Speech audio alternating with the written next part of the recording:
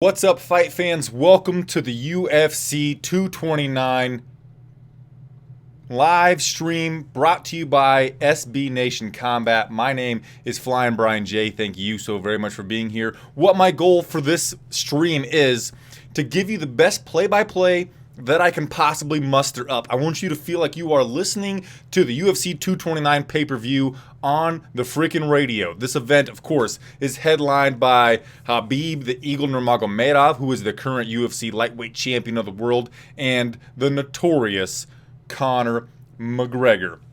Nico Bellic, no, you cannot watch the pay-per-view stream here. Like I said, I'm just going to give you some play-by-play. Right now, what we're watching is a hype video for the main event. The biggest fight in UFC history, according to Uncle Dana White, which is Nurmagomedov versus McGregor. We're looking at some McGregor footage right now. We just heard the warning that said, if you copyright infringement this motherfucker, you're going to be in trouble.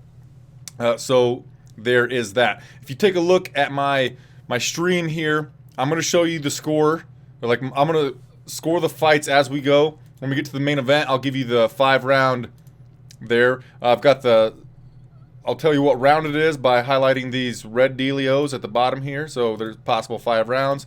If there's only one highlighted, that means we are in the first round. I've got a fight clock lined up.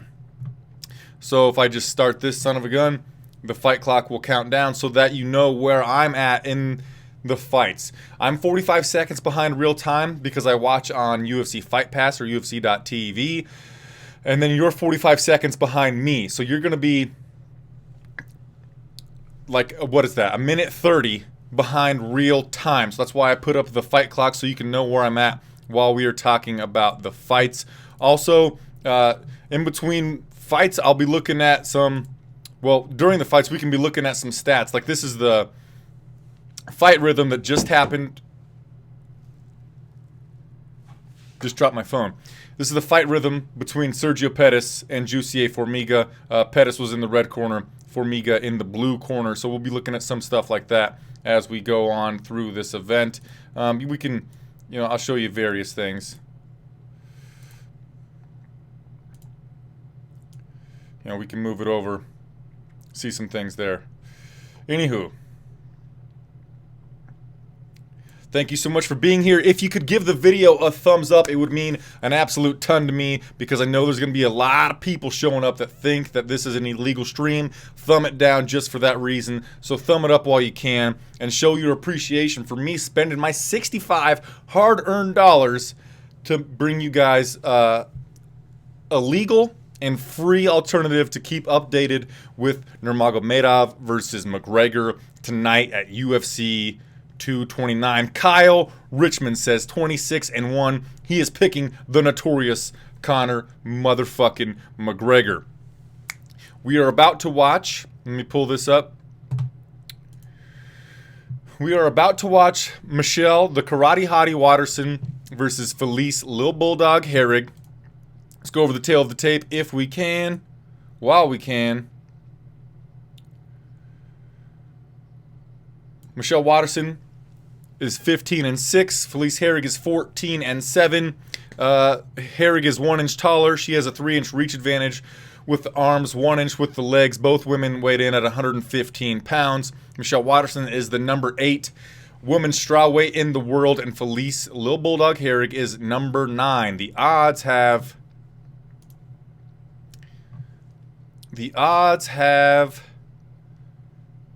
it as an even pick'em. I bet on Felice Herrig at -110. I put 2.2 units on her to win 2 units.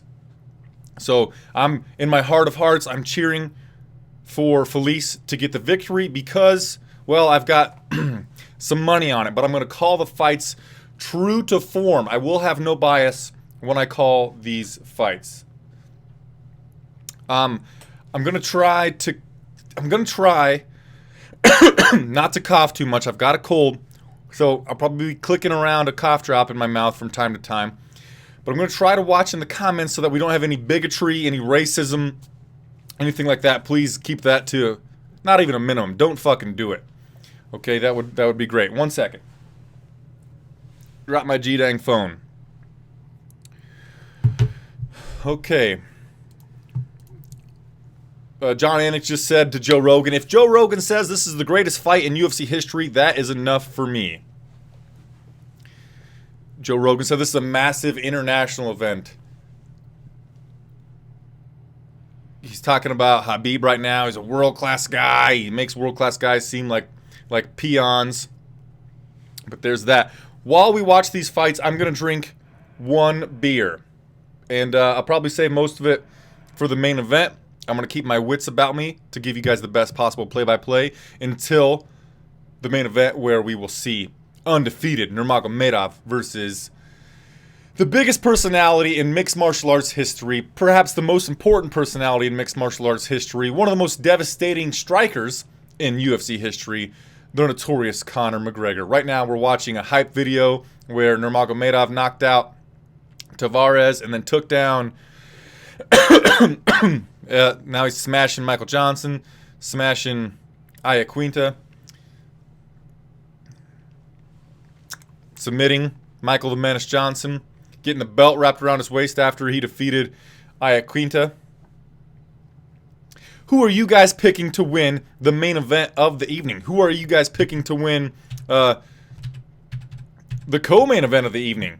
All the fights. Let me see who you've got coming up tonight. Who do you think's going to win? Like I said, I picked Felice Lil Herrig Bulldog. Or not Lil Herrig Bulldog. Lil Bulldog Herrig. And then my picks, let's see what the rest of them are. Let's move this baby back over here. So next up, Derek the Black Beast Lewis versus Alexander Drago Volkov. Then we've got Ovin St. Preux versus Dominic the Dominator Reyes, the Devastator Reyes. Then co-main event is Tony El Cucuy Ferguson versus Anthony Showtime Pettis. A lot of people talking about this fight being Ugly Tony in Ferguson versus Pretty Tony in Pettis. And of course, we make our way to the main event of the evening. Islambek Tursunov says Khabib's going to win. Jeff Walters says McGregor's going to win. Excuse me, guys. Charles Quintero says Conor McGregor. What time is Conor versus Khabib? Well, if it all plays, if every fight went to the judges, basically, we got Waterson versus Herrig about to go down. So that would a half hour time slot. So then Lewis versus Volkov will be starting at about 9:30. Reyes versus St. Preux starting at 9 or 10 my time. I'm in Central Time. Then the co-main event starting at 10:30, and Nurmagomedov versus McGregor probably starting at about 11. So I'm looking at McGregor versus Nurmagomedov starting at about 2 hours from right now. So I'm going to be trying to talk for a solid 2 hours straight. Somebody in the comment section, can you tell me how my audio is? Do I need to turn it up? Do I need to turn it down? Am I talking too fast? Let me know how I'm doing. Also, if you appreciate this stream, thumb the video up, please, because there's going to be a shit ton of people coming in here thinking that they are going to get an illegal stream. And they're going to be upset that it's just my ugly mug talking to you about the fights. Thank you so much for subscribing, Trez Smith and Zachary Davis. Appreciate you guys for doing that.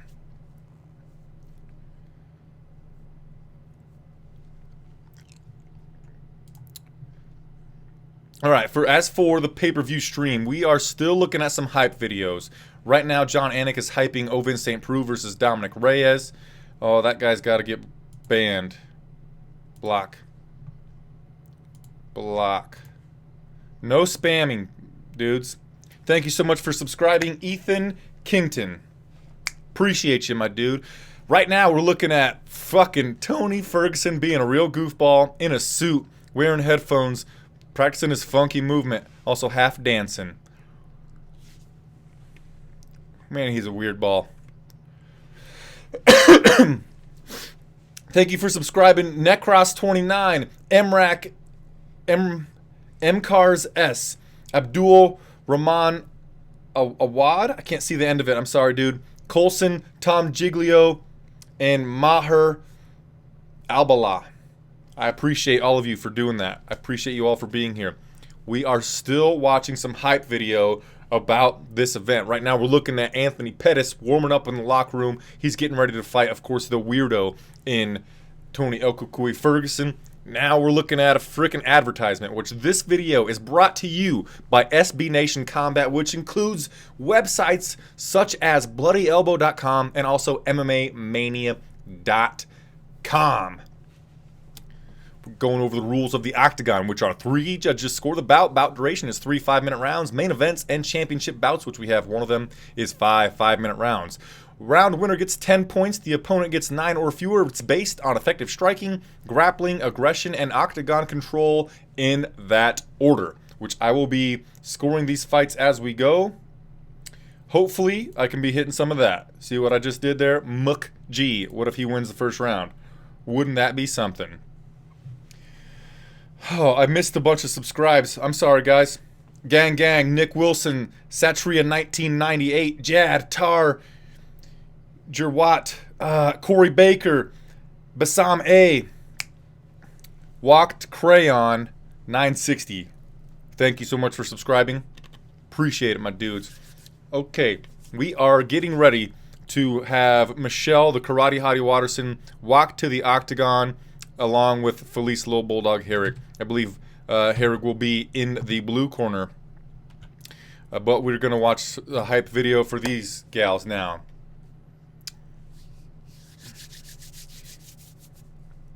Jebble Jebble, Joel Lambert, John Nitchin, Major League Dad, not Martin. Thank you, all of you. Thumb the video up, guys. Right now we're listening to beautiful Michelle Waterson talk about this bout. Talk about how she's going to meet Felice in the Octagon. John Anik saying how Felice Bulldog has evolved over the years. Who do you want to win the fight between Felice and Michelle Waterson?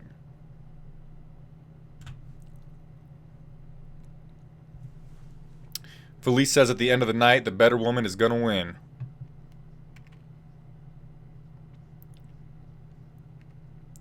Hello, guys. Toto Senpai.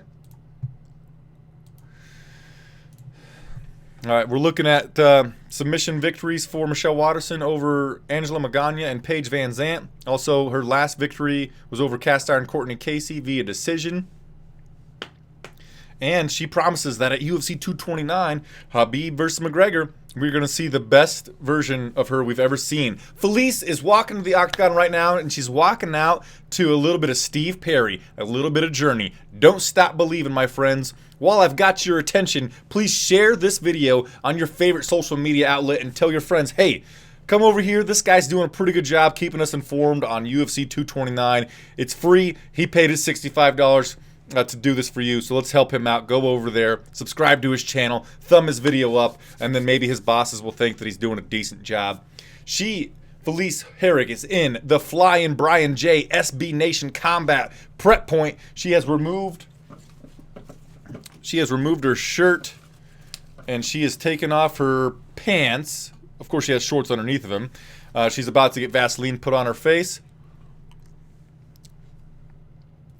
Joe Rogan's talking about how Felice is one of the strongest women in this division. Thank you so much for subscribing. Don Anderson, Roman Viointech, Laurel Ave, Twig, GTI, Victor's Malice. Appreciate it. Cheap perfume. I promise I won't sing too much tonight. I absolutely promise. Strangers. Okay, Felice Herrick has the tie for 5th most wins in UFC Women's Strawweight history at 5. 5th fastest finish in UFC Women's Strawweight history. It happened at 1:59 of the first round. 4 wins by submission, 3 of those via armbar and 1 via rear naked choke. She is wearing very tight shorts that are blue and a sports bra. She's got her hair in cornrows with some coloring in them braided. So she's in the blue corner, the blue wristbands, or blue tape around her gloves. She's also wearing the tight 2-piece blue outfit. We are getting ready for Michelle, the Karate Hottie Waterson, to walk to the Octagon. Thank you, Sem Kosgun. Thank you for subscribing. Marcelo Marshall Mall, Rocket 2004, and Psalmsable Biohazard. Appreciate it.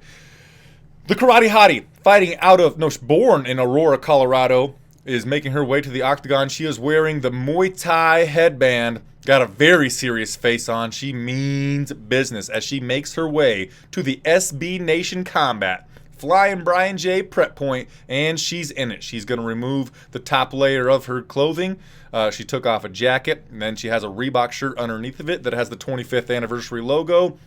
And she removed the sweatpants that were over her gray tight trunks, and I'm betting she's going to be wearing a tight, like spaghetti strap kind of tank top looking shirt. Nope. She's got the short sleeve kind of rash guard type of shirt, Under Armour, you know, tight to the body on her upper half. She has red tape on her gloves, and she is now getting Vaseline put on her face. Again, thank you so much. Thank you so much for being here. Please share this on your favorite social media platform. Michelle Waterson is the former Invicta Fighting Championships atomweight champion. She has landed at least one takedown in every UFC fight. Finished 12 of her 15 wins, 9 via submission. And now she is in the Octagon. She has gray tight shorts on and a black Under Armour style, but it's Reebok, tight-fitting polyester shirt on with short sleeves kind of coming about right here. Thank you for subscribing. Silver MC, Rayed Namuchi, Sabash Gahel, and Liam Campbell. We're going over the tail of the tape. Michelle Waterson is 2 years younger than Herrig at 32, and basically everything else is virtually identical, if I can channel my inner Mike Goldberg. Who's a trustworthy person in the comment section? Please tell me, like Michael Pacheco, tell me if the audio quality is good enough. Sean McNutt, thank you for subscribing. My goal here is to give you the best play-by-play that I can possibly do, that I can possibly muster for this UFC pay-per-view portion of UFC 229.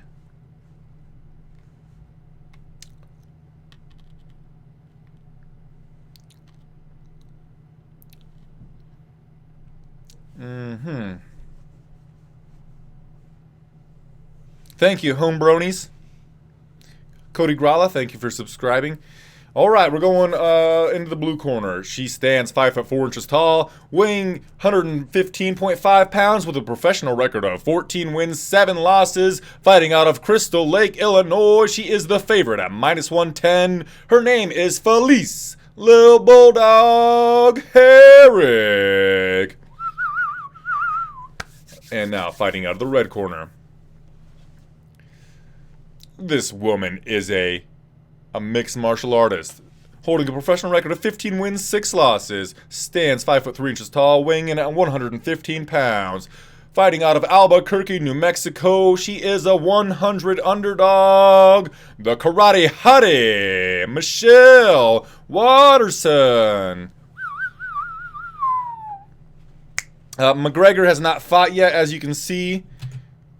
We do not know. All right, let's look at the fight rhythm of this bout. On the left side of your screen here is going to be Michelle Waterson's fight rhythm out of the red corner, and out on the blue side is Felice Lil Bulldog Herrig. Okay, here we go. First round, you ready?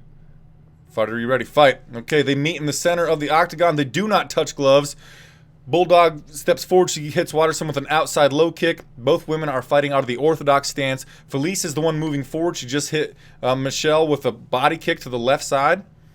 Oh, Michelle just went with a jab cross, then a left high kick. That the first two things missed, but the high kick with her lead leg might have caught Felice, but Felice keeps pushing forward. Waterson is moving to her left, right along the double stripes on the octagon. Felice is pressing forward. Michelle went with that lead leg round kick again, but it went under the armpit of Felice Herrig. Herrig came with an overhand right. Michelle Waterson ducked under it. Waterson went with that high kick again. The toes might have touched the face of Herrig, but nothing landed substantially.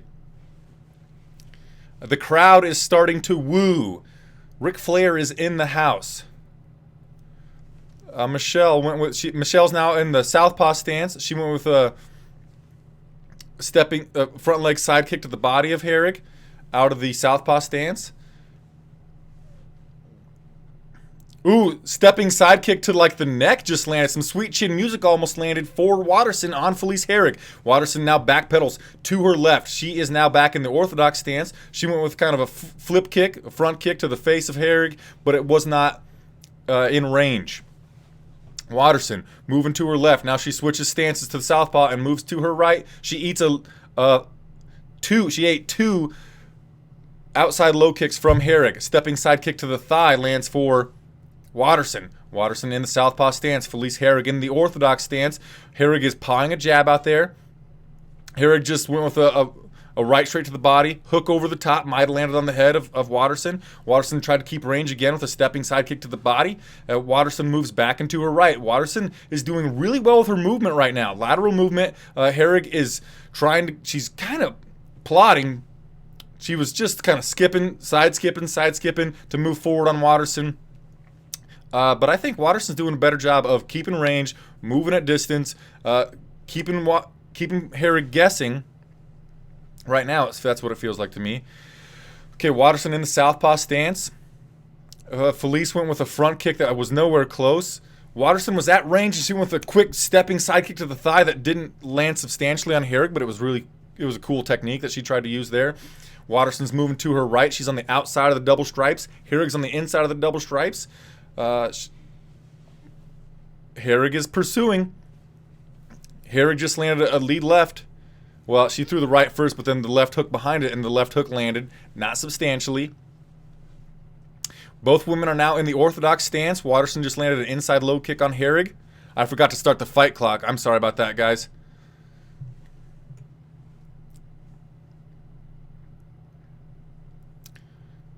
Herrig came forward with a right hand, then a left hook behind it, then another right hand, and the third strike in that sequence hit Waterson, and it might have hurt her. She got in close. She's got double underhooks, and she's got her hands tied behind Waterson's back. Waterson's heavy on the whizzers on both sides, trying to evade the takedown attempt that might be coming here from Herrig. Herrig is really pressing Waterson up against the fence.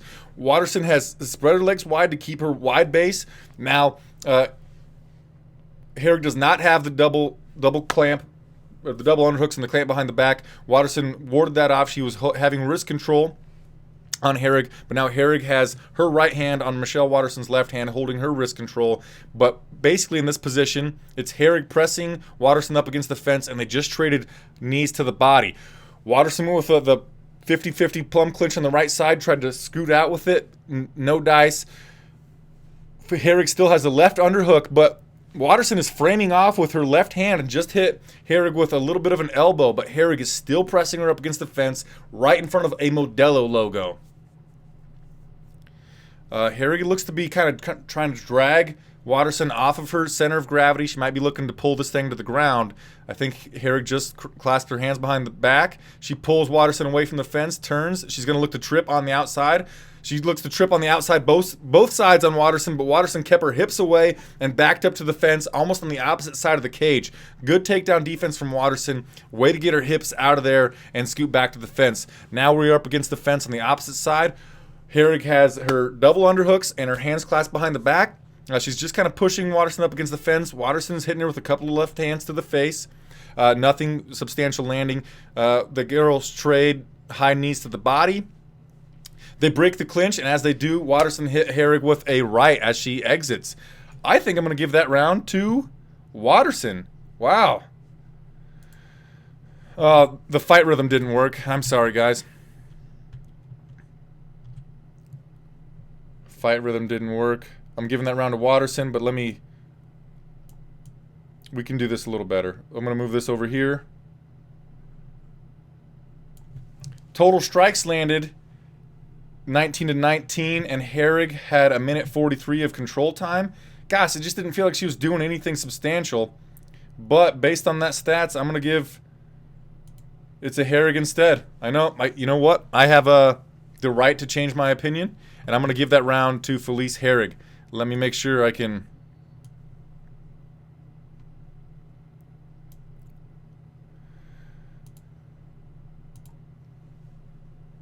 Okay, I'll make sure I start the clock next time, guys.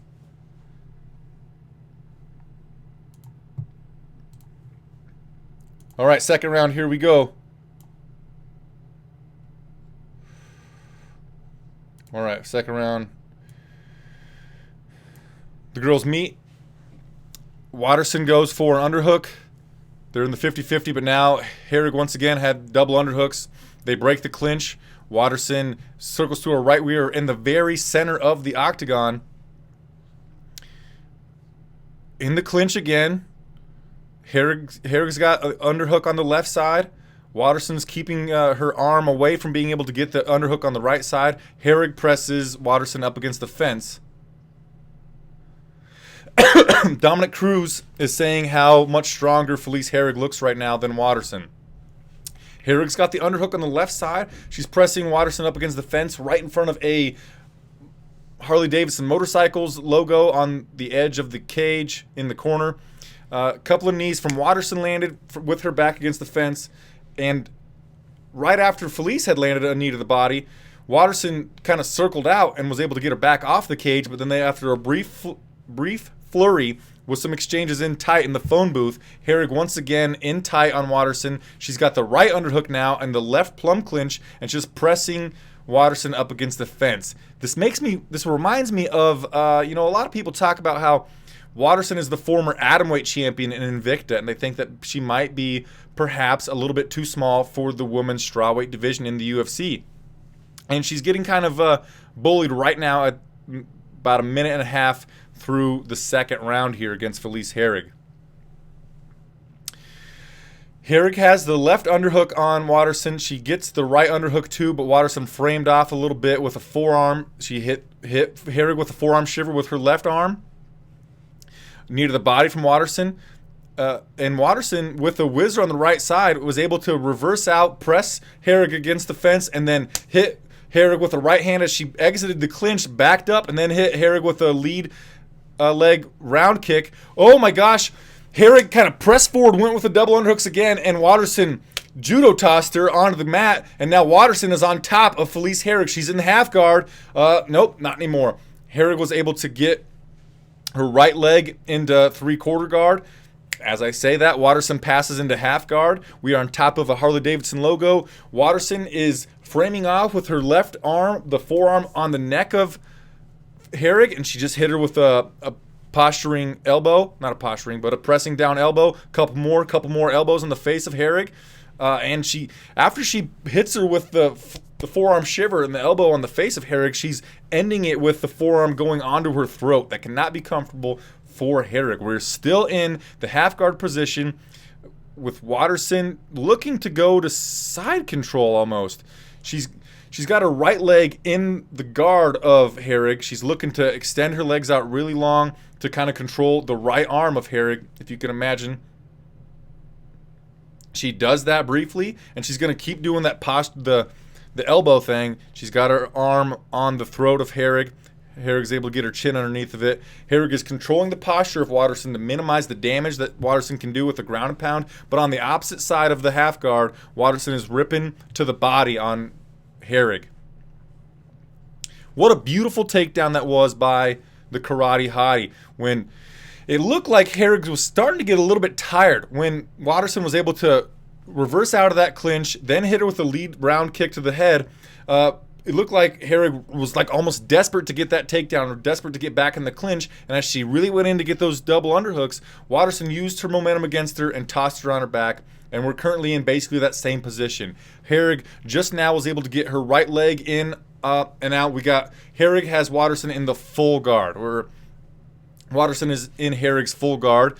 Herrig's controlling the posture of Waterson with a hand over the top, the left arm over the top of her head. Waterson was ripping some hooks to the body, ripping some shots to the body, and Waterson smashed Herrig up against the fence a little bit. The back of her head's on the fence. Waterson was able to posture up a little bit and really rip some hard ones to the body of Felice Herrig. Waterson briefly stood on her feet and almost got up-kicked by Herrig. She went back into the guard and looked like Herrig might be trying to get a triangle attempt here off of her back on Waterson. I don't think she's going to get it. As you can see from that thing there, she doesn't get it. And I'm sorry that's a little bit ahead of me. I guess I could hide that. Okay, so definite Oh, at the end of the second round, Michelle Waterson helped Felice Herrig back up, but Herrig looks very tired. She's walking kind of funny. She's taking some deep breaths as she heads back to her corner. But yeah, I think definitely round number 2 is going to the karate hottie Michelle Waterson. Let me figure out how I can put that up there. And I'll try to put this here. Okay.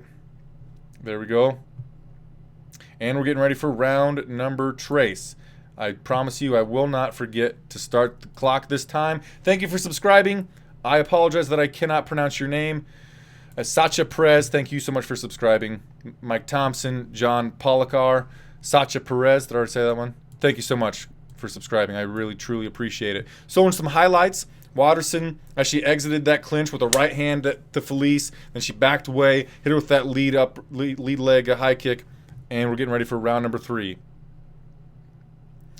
Round number 3 is brought to you by SB Nation Combat, which includes websites like Bloody Elbow and MMAmania.com. Okay, here we go. They meet in the center of the cage. They do not touch gloves still. Waterson comes out in the southpaw stance, stepping side kick. She tried to hit. As I say that, she did hit Herrig with a stepping side kick. A stepping side kick to the face that time landed for Waterson. But as she did that, Herrig dives in on the clinch. Herrig's got the left underhook. She's pressing Waterson up against the fence.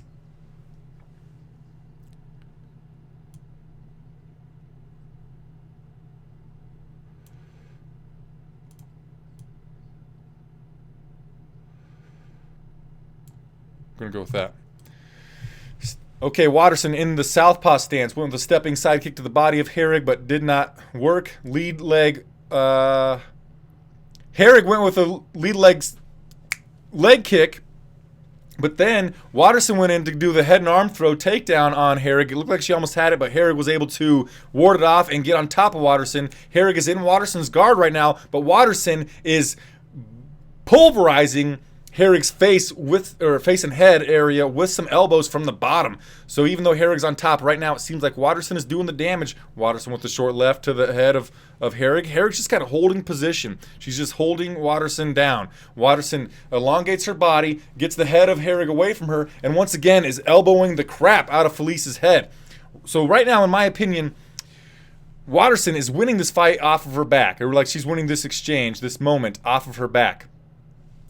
Felice Herrig got real close. She was tight, pushing Waterson into a ball. Waterson was trying to do a reversal, but was unable to do so. Felice Herrig is now postured up, trying to get some space. But Waterson is really damaging Felice Herrig off of her back with these elbows right now. Right now, Felice is still in the guard, but Waterson has her feet on the hips of Herrig. She might try to push off and get back to her feet, or at least reverse position. But right now, she's content to keep peppering the head of Herrig with these elbows. My, oh my. Okay, same thing happening. Okay. Waterson's going for an omoplata. Waterson was going for an omoplata. Oh my gosh.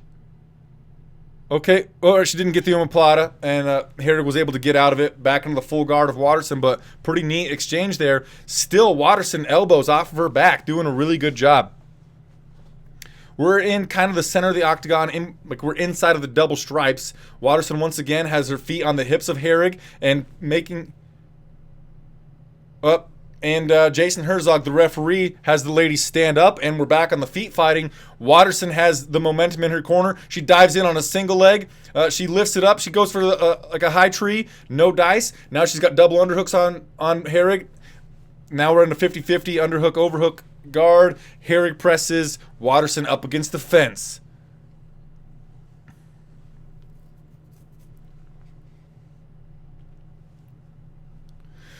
Okay, Herrig has Waterson up against the fence. She's got double underhook. She clasps her hands behind her, but Waterson is doing a good job getting her hips away from her, getting her butt far away from Herrig so she can't get taken down. Herrig just went for like a toss from that position. Waterson backed out, and we're back against the fence again. Herrig has the underhook on the left side, and she has wrist control on Waterson on the right side, and they're exchanging knees in the clinch a little bit. Herrig backs away, and as she does, she hits Waterson with a hook, left hook. We are outside of the clinch. Waterson in the southpaw stance, moving back into her right. Herrig coming toward her in that orthodox stance. Herrig ripped a couple of hooks in tight to Waterson. Waterson with a stepping side kick to the thigh as Herrig moved forward on her. Herrig is moving forward as she did. Waterson dives in on a takedown attempt. No dice. Herrig once again has the double underhooks. She's going to probably press Waterson up against the fence. Herrig is just kind of content right now.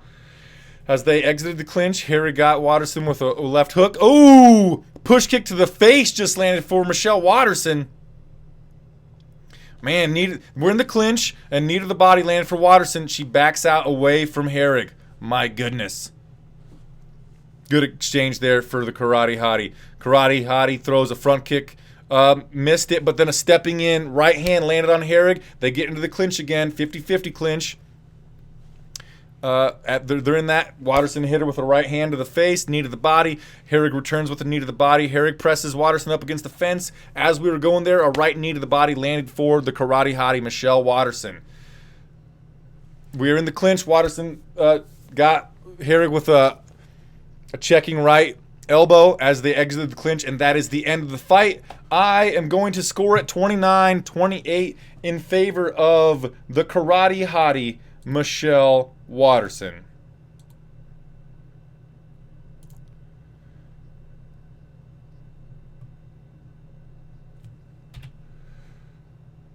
What the hell was that?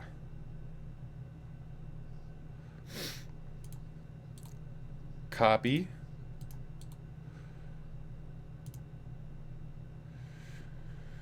Okay. Okay. Dominic Cruz is talking about right now on all of the breaks from the clinches, Waterson was hitting Herrig with a lot of elbows. The highlight of the fight for me was in that second round when they broke the clinch, Herrig pressed forward, and Waterson was able to get that judo throw kind of takedown from the double underhooks of Felice Herrig. So there we go. Yeah, that front kick, or teep kick, as Dominic Cruz called it to the face, was a pretty solid lander as well. Let me pull up the stats, my dudes, or my gals. Total stats there. Yep, you can see them. Total strikes landed 113 for Michelle Waterson, 76 for Herrig. Significant strikes were on the side of Herrig, but the takedown of Waterson and the damage done in the third round, I think, got her the second and third round. So, again, we'll go over, this is the first round stats, 19-19 total. 3 more significant for Herrig. Round 2, 46-23 for Waterson, and she got that takedown. And round 3, 48-34 in favor of the Karate Hottie. And Bruce Buffer has the official decision. After 3 rounds, we go to the judges' scorecards for decision. 30-26, 29-28, and 30-27. By unanimous decision, the Karate Hottie, Michelle Waterson. Man, I knew it. So 2 of the 3 judges scored the first round in favor of Waterson. And she's going to be on the microphone with Joe Rogan. She hugs Joe.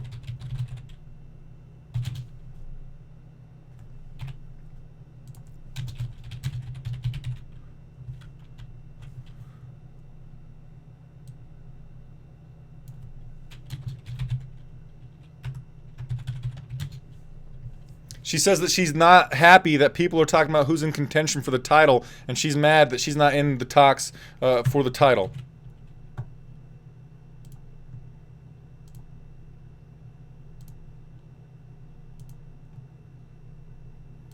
Michelle Waterson says she wants to be the first UFC champ that's a mom.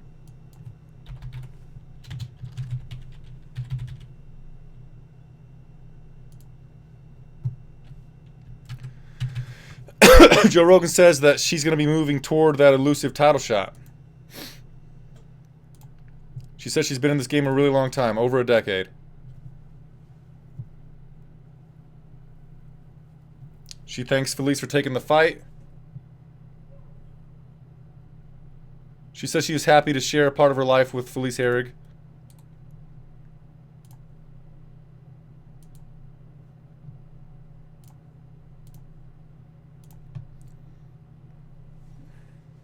Okay, so there we go. Next up, we've got Derek the Black Beast Lewis and Alexander Volkov. This could very well be for a #1 contender shot in or a title shot in the UFC heavyweight division. Let's go over some of that information.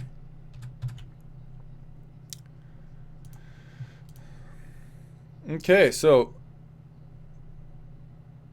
Derek Lewis, 20-5 with 1 no contest. Alexander Volkov, the Russian, 29-6, coming off of 2 big finishes, TKO finishes over Stefan the Skyscraper Struve and former UFC heavyweight champion Fabricio Vicavalo Verdum. Of course, Derek Lewis, his last fight not very entertaining, but he did defeat Francis Ngannou, who for a while there people were really scared of. And even though Volkov is 4 inches taller than Derek Lewis, he only has a 1-inch reach advantage on the arms, but a 4-inch reach advantage with the legs. Strikes landed per minute are highly in favor of Alexander Volkov. Significant strikes landed per minute, 4.84, the 2.9 for Derek the Black Beast. Odds, the odds have Volkov at -148, the comeback on Lewis at +128. So the volume must be good, everything must be set. We must be going on without a hitch. Thank you for subscribing. 9, Edson Lopez Castro, the Lilies family, Robin Abraham, GNG Productions, Fatoni Charisma, Shane Olson, Quarryman. I appreciate all of you. Let me get my stream back set up because we're going to be just going into the first round again with this fight here.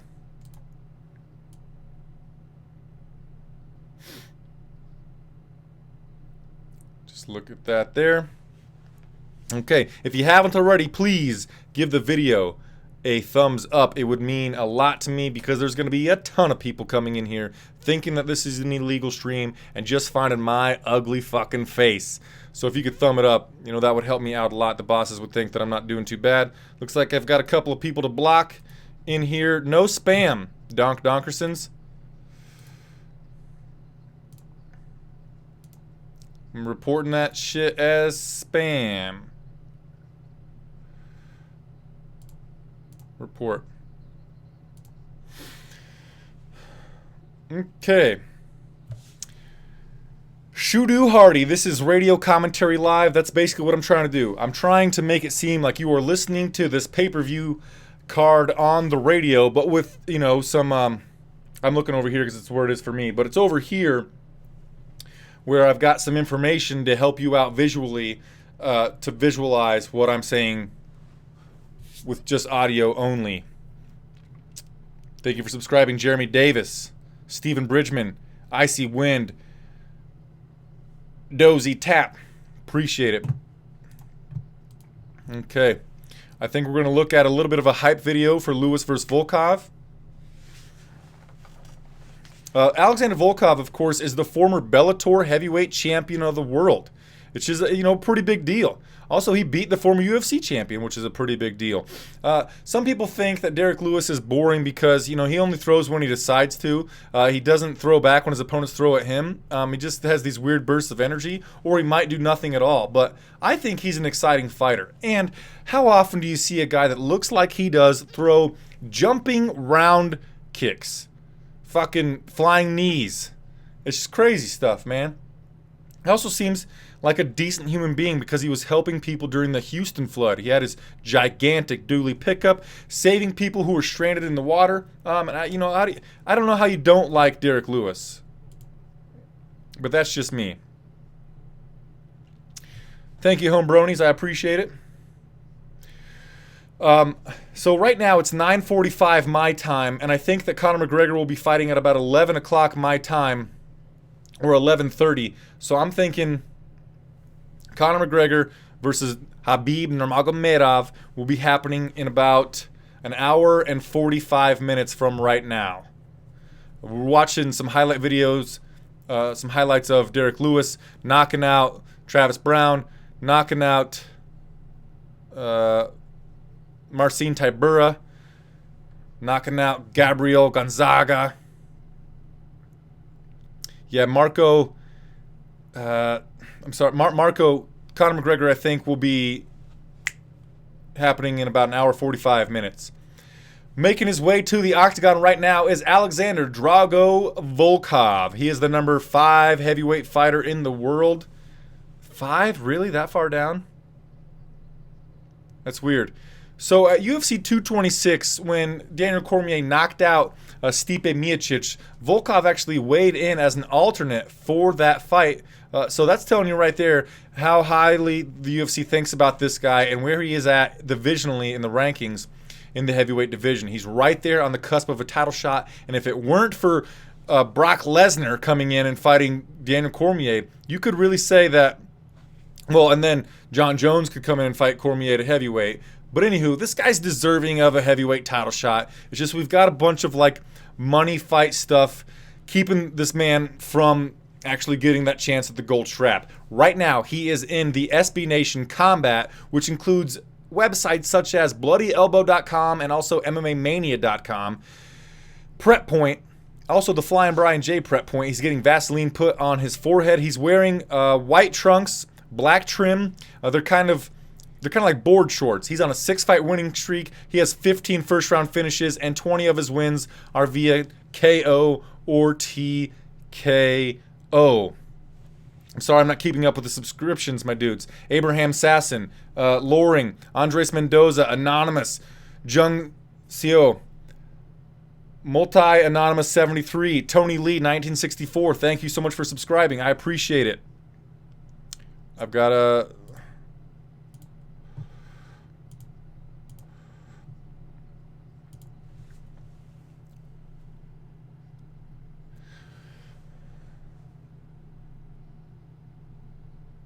Ooh, Derek Lewis walks out to, I'm going to be a baller, shot caller, 20-inch blades on the Impala, caller, getting laid tonight, swish roll tight, got spread my eye, now hit the highway. Dope, good choice, Derek. He is going to be wearing black trunks, I believe, fighting out of the red corner as he makes his way to the Flying Brian J and SB Nation Combat, which includes Bloody Elbow and MMAmania.com Prep Point to get Vaseline put on his face and also hug his loved ones. The odds have Volkov, I believe, at like minus 150. The comeback on Lewis plus 130-ish. Alrighty. Who are you guys picking to win this fight? How do I sub Ronnie Sage? You just hit that subscription, buddy. Spud Dunkist. That's a dope name. Let me get these out of the way, too. We can't have these babies up here. Not that we're going to need the scorecards for this baby. But, you know, we will get them set anyway. Spread my eye, now hit the highway. What'd you say, Thomas? Thomas, do you have a website in case the video gets booted off YouTube so I can find it again? I did sub, however. Oh, yeah. I mean, we're not actually showing the fights.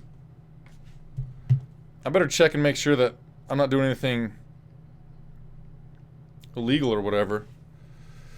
All right. The Black Beast, Derek Lewis, is inside of the Octagon now. And give me 1 second here, guys.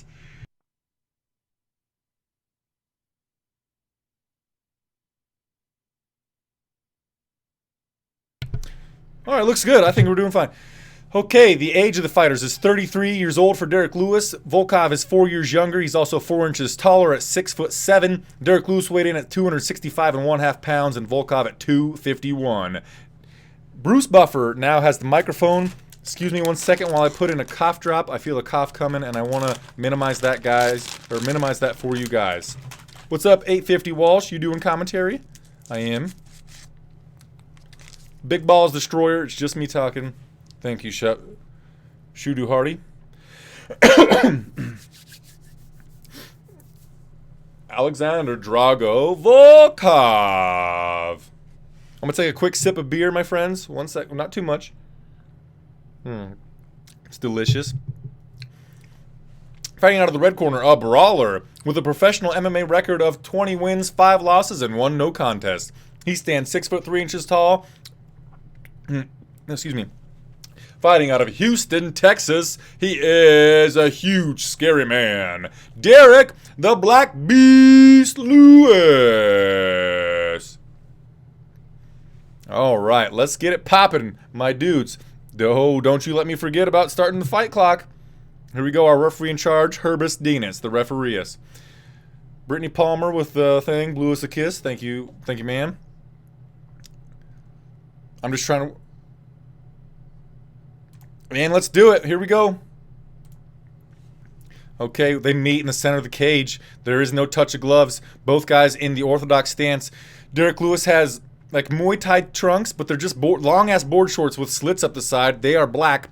Volkov has kind of like he wears short shorts, and they are white or gray.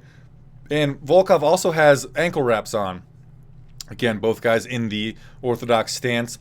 Lewis hits Volkov with an inside low kick. Lewis came forward was swinging overhand right.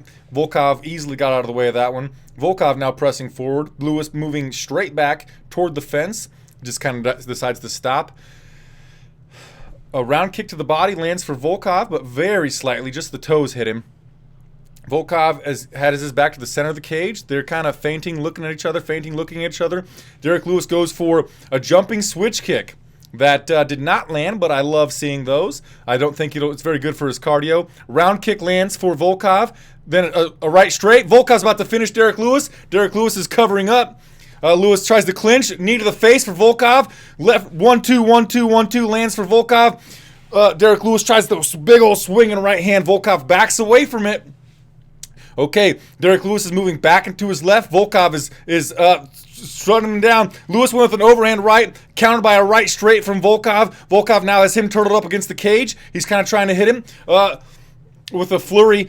Lewis gets a left underhook and pushed Volkov up against the fence. Lewis thinks he got hit in the eye. He came with an overhand right, missed, and Volkov counters with a right straight down the pipe.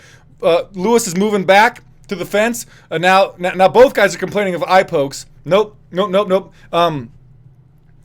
Volkov says, hey, pause the action because I might have poked Lewis in the eye. So Herb Dean paused the action, and Lewis is saying, look at my eye, brother. Lewis has a cut on the middle of his lip. He's touching it's his right eye, and Herb Dean might be calling in a doctor to look at the eye. No?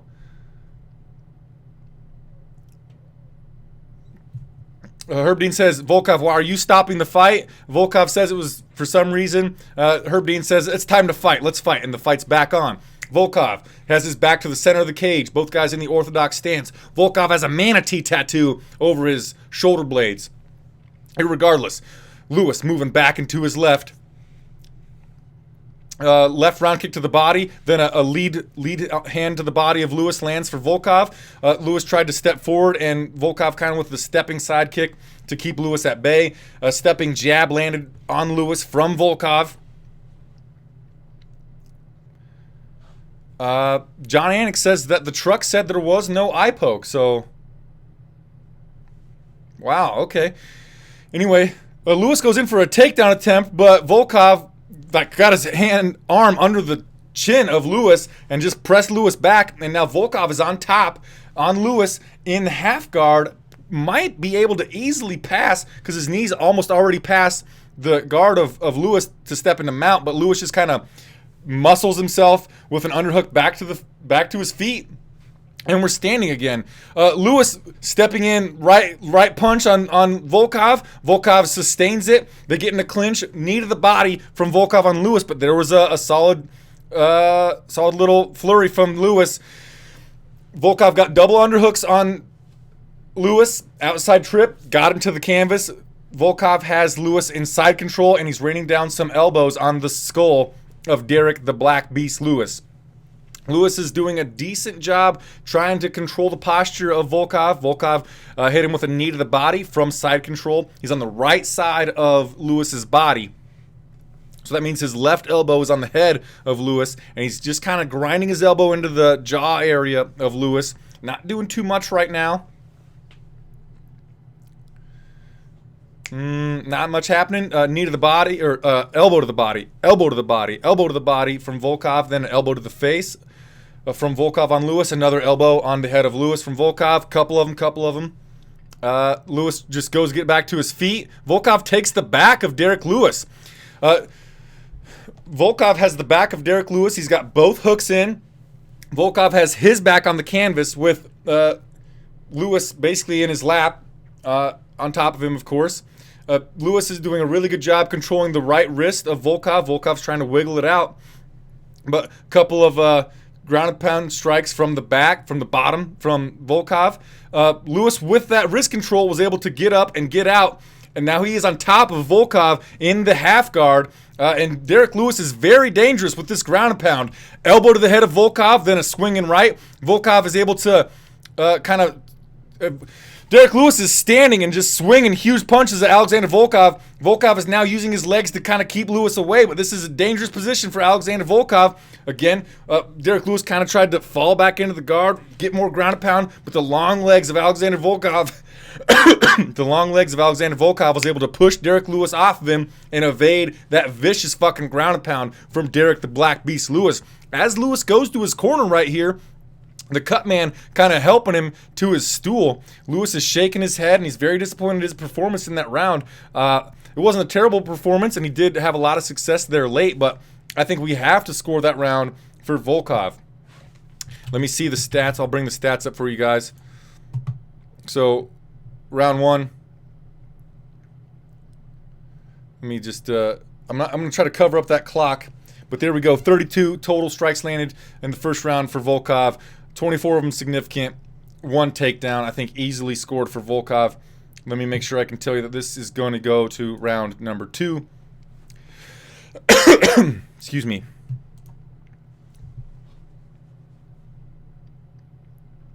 Couple of wide. We're looking at highlights right now, and a few wide rights from Volkov hurt Lewis. One of the most impressive things that Lewis did in that round was when he had Volkov on his back, backpacking him on the canvas, to hold that wrist control and then able to turn into him and then reverse the position, get on top. He did land some pretty decent ground and pound. But here we go, starting round number 2 in just a moment. Here we go. Round number 2 is on. And round number 2 is brought to you by SB Nation Combat. Such websites as BloodyElbow.com and also MMAmania.com. We're in the center of the cage. Both guys in the orthodox stance. Derek Lewis is now moving back into his left. He's standing right on the double stripes. He ate a long jab from Alexander Volkov. Lewis is moving back into his left. Volkov went with a 1-2-1-2, and Lewis just kind of covers up, hunches over against the fence, and Volkov got him with a couple of uppercuts there. Now Lewis stands back up and backs away, and he just had that burst of energy, came in with like a lead jab and then overhand right, but Volkov moved away from it. Lewis looks a little bit tired. Lewis went for a terrible low single leg takedown, it looked like, but he didn't get off of his feet, and we're still standing, so at a distance even. Lewis really close to the fence, similar to where Tyron Woodley likes to fight. Moving back into his left, he switched, moved to his right, and he came with a stepping in right straight on Volkov. Warded off by Volkov, no dice there. Okay, Volkov controlling the center of the cage. Moving forward on Lewis. Lewis just traveled over the double stripes, moving back into his left just slightly. Not a lot of lateral movement. Volkov just went with a right straight to lead it off, but that didn't find its range. The left jab did land on Lewis, and Lewis is still moving back into his right. He's again right up against the fence. A left kick to the body landed for Lewis, or left kick to the body landed for Volkov, then a left hand to the body landed for Volkov, and Volkov just hit Lewis with a 1-2, a jab straight, which worked. A jab caught him, and Lewis, it's not like he's getting hurt, but sometimes when these long straight shots are landing from Volkov on Lewis is just kind of ducking under and moving away. Lewis does not look like he has a ton of energy there. He was going in for a takedown attempt on Volkov. Volkov sprawled, got away from it. And then he looked like he had Volkov was off balance a little bit, and Lewis had a chance that he could have thrown some big shots on Volkov, but he didn't take it. Lewis is looking sluggish right now. He's just kind of standing in place, not moving laterally like he had been, but he is still moving backward. Volkov moving forward. Now Lewis moving to his left slightly. Volkov just kind of like shaking his fist. What's he going to do? Shifting a little bit. Lewis came with a right. Didn't get it. Volkov moved away, tried to get him with a counter left, because now Volkov is standing in the southpaw stance, and he just landed a left straight a la Conor McGregor, straight on the nose, lip area of Lewis. Lewis is moving just kind of like right beside the cage and backward, like not lateral, but just almost just straight along the cage. Decided to stop doing that, move forward. A round kick to the body on the left side landed for Volkov out of the southpaw stance. As he comes forward, he throws his left hand, which brings him back into the orthodox stance. And we're just kind of standing here. Volkov shaking his fist. What's he going to do? Round kick to the body lands. Jab out of the orthodox stance. Missed for Volkov. Lewis moving back into his left. Outside low kick landed for Lewis, but he paid for it with a right straight from Volkov. Lewis moving back into the left. Just kind of standing there. Now he's just moving straight back. Left high kick. Blocked by Lewis. Attempted by Volkov. Question mark kick. Kind of attempted from Volkov on the right side, but it hit the arm of Lewis. No dice. A back leg push kick to the body of Lewis. Landed for Volkov. Lewis came forward with a jab that kind of jarred the head of Volkov. Not too much, but got him to move back a little bit. Volkov's kind of doing this like, you know, the Nate Diaz kind of what thing. And right after he did that, Lewis came in with a swinging wide left and a right behind it that didn't do any damage. Volkov moved away from it and then peppered in with a couple of shots. Kind of Diaz-esque, you know, if we could say there was a heavyweight fighter ever looked kind of like a Diaz. You know, just the long peppering shots are doing their work there. Lead leg kind of teep to the body, landed for Volkov. Inside low kick landed for Volkov, then a jab. Volkov threw another inside low kick that was checked by Lewis, but then he threw another one that kind of got Lewis off of his balance. Lewis went with that flurry like he likes to do. Lewis again thinks he was poked in the eye, but Herb Dean says it wasn't an eye poke. Let's keep doing it, brother. And Lewis is moving straight backward. As he moved straight backward, he loaded up, and he came with a right over the top, but Volkov just brings his left knee up that kind of kept Lewis from getting in on him. Lead leg kick to the body landed for Volkov. Then a left high kick landed for Volkov. Lewis tried to do the right high kick, or the right. Lewis went with the overhand right again on Volkov, but Volkov that time used his right hand to.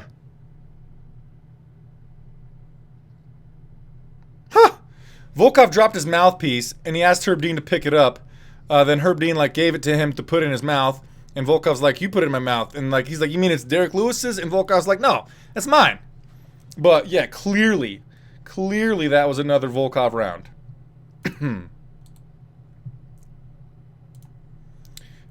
Derek Lewis's corner needs him to listen like he's never listened before, buddy. Okay, so yeah, we got 2-0 Alexander Drago Volkov, and Derek Lewis's corner says, "Hey man, we got nothing to lose. We're down 2-0, nothing to lose. Let's get out there. Let's get a finish, basically."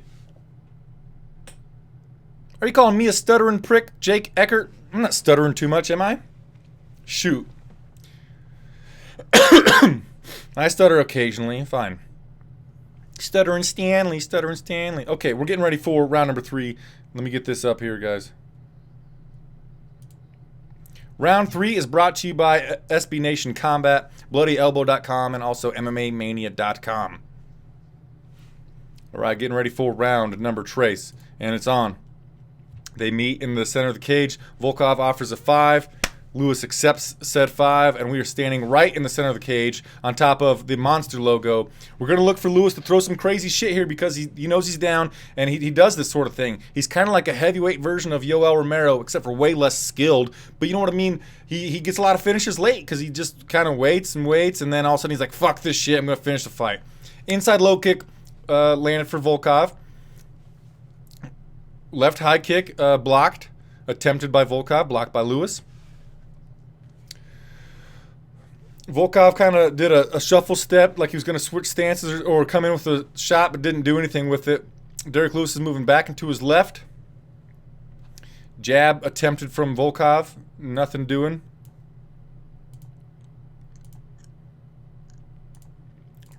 Lewis tried for a super low single leg. Volkov just kind of moved away from it, and Lewis fell on the ground, and Herb Dean had to say, "Get up, buddy." Derek Lewis moving back and to his left. Volkov in the southpaw stance tried a left straight, didn't land. Lewis kind of shifted in, and then threw a left hook on Volkov. None of it did anything. But it got Volkov to get on his bicycle a little bit and move away from it. Uppercut lands for Volkov. Right hand behind it lands for Volkov. Volkov is flurrying on Derek Lewis. Better look out because Lewis will really respond to that. Okay. Volkov jabbed Lewis. Lewis thinks his eye was poked. Lewis is turtling up against the cage, and as he's turtling up against the cage, Volkov put his left hand on his head and ripped a few right shots to the body of Derek Lewis as he was hunched over a little bit. Lewis is holding his hands lower than ever, moving slower than ever. His mouth is pretty wide open. He just ate a jab from Volkov. He was going to attempt to do that like bullrog, shifting in, rolling in thing for an over, but it didn't even seem like he had the energy, or he knew Volkov wasn't going to be in range for it, so he just kind of gave up on the roll. He's moving back. Volkov shaking his hands. He's moving forward on Lewis. Now he's moving backward a little bit. Volkov switches to the southpaw stance. Now back to orthodox. We're in the center of the cage, but now it's Lewis ate a kick to the body. Inside low kick lands for Volkov. Jab lands for Volkov.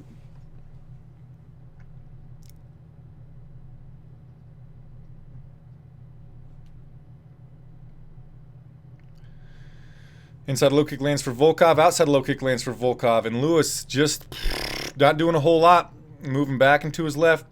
Back into his left. Conor McGregor hasn't fought yet. Conor McGregor's the main event. He'll be the last fight I'm talking about. Right now we're watching Derek the Black Beast Lewis and Alexander Drago Volkov. Number 2 versus number 5 heavyweight fighters in the world, respectively, in the UFC. Derek Lewis moving back into his left. Kind of shifts in. Comes the winging left hook. Volkov moved away from it easily. With ease. Lewis switches to the southpaw stance for some reason. He's moving back. He's moving back. Lewis moves with a left kick to the body. No dice on Alexander Volkov. Volkov pressing forward. Left kick to the body. Hard one. Two of them. Another one to the body of Lewis. Volkov came with a 1-2, but Lewis was able to get his defense up and block the shots there. Lewis is now moving forward. He ate a left body kick, then an inside low kick. Lewis is coming forward with that wide barrage of punches here, but Volkov's doing a really good job moving away from him, getting his knees up just in time to keep Lewis away from him. Lewis came with a double jab, tried to close the distance, then overhand right. He might have landed the right hand there on Volkov, but he got into a clinch position almost, and Volkov pressed him away. Volkov inside low kick landed on Lewis. Lewis moving straight back. Outside low kick lands for Volkov. Jab lands for Volkov, but he ate an overhand right from Lewis.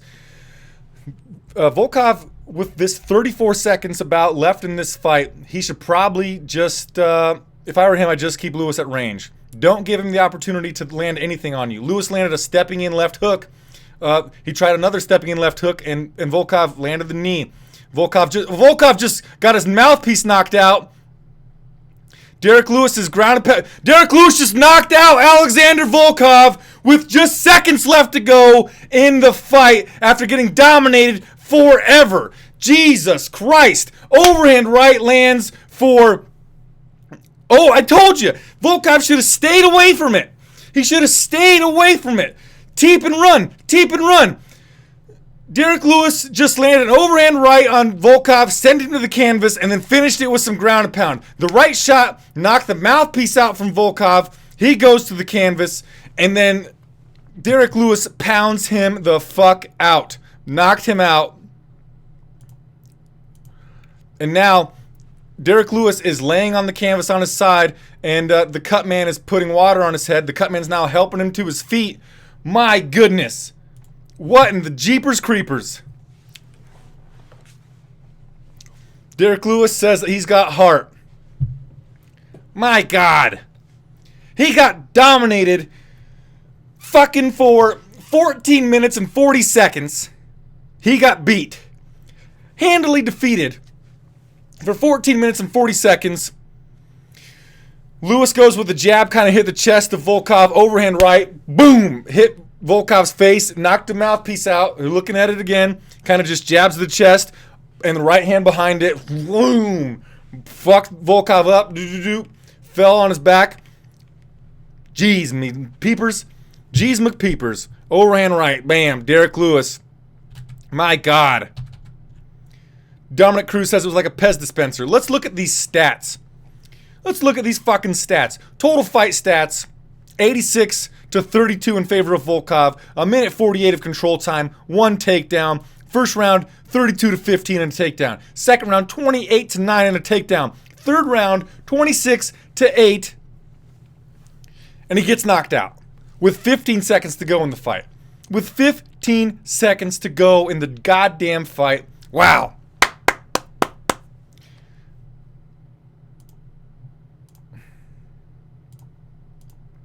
What? Dominic Cruz is saying something. Oh my God. Derek Lewis just ripped his shorts off. Derek Lewis just ripped his shorts off, and he's now only wearing compression shorts. Derek Lewis tore his pants off.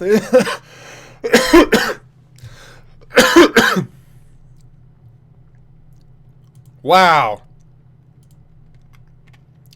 The winner by knockout, Derek, the Black Beast, Lewis. And the Black Beast is standing there in just compression shorts.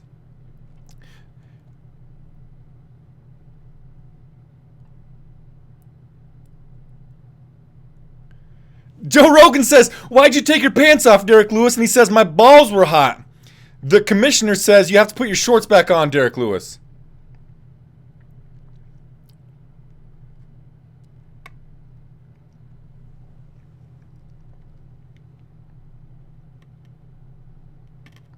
Derek Lewis says, "I told them boys I got nothing but heart." He's tied for 4th most wins in UFC heavyweight history at 12. Derek Lewis is not a technical wizard. He's not a very technical fighter at all. Alexander Volkov is the better mixed martial artist. Hands down. No doubt in my mind. But that fucking power, the ability to just close the show whenever he chooses, is amazing.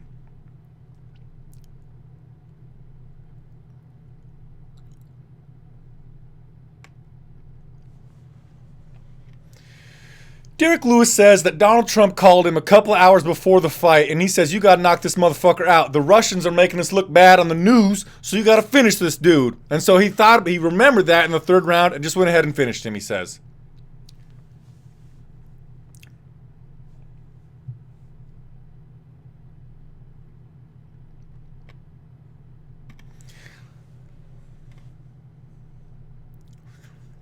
Joe Rogan says, "Derek Lewis, you are in line for a title shot. What do you think about that?" And Derek Lewis says, "No, man, I need to sit my black ass down. I need to do some cardio. I don't need no title shot with a gas tank like that. Shit." Derek Lewis says, "Hey, Joe Rogan, I want to come on JRE, the Joe Rogan podcast, and I want to smoke some weed with you." Derek Lewis, ladies and gentlemen. My God. Look at that. Just look at my screen over there. Over there. 2 rounds Volkov. My goodness. Okay. Wow, guys. What a fight. What a fun time we had there. All right, let me get set up for the next fight, which will be... Our next fight is Ovince St. Preux versus Dominic the Devastator Reyes. Excuse me. I apologize for the coughing. The all-power team, I appreciate you. I really do.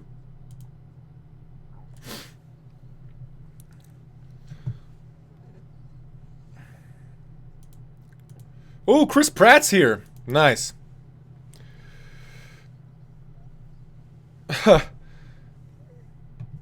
Okay. What do I need to do? I need to do something. Just forgot about it. All right.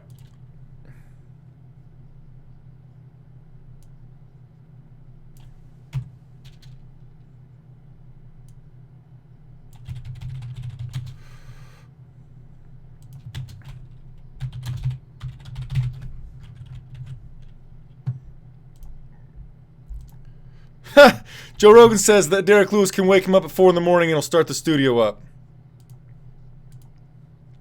All right, let me make sure that changed up. Okay, one more thing.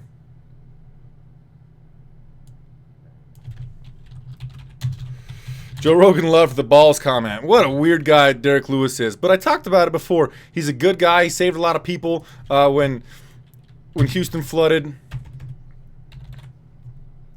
Wow. Okay. All right. Sorry for the silence, my guys, my friends.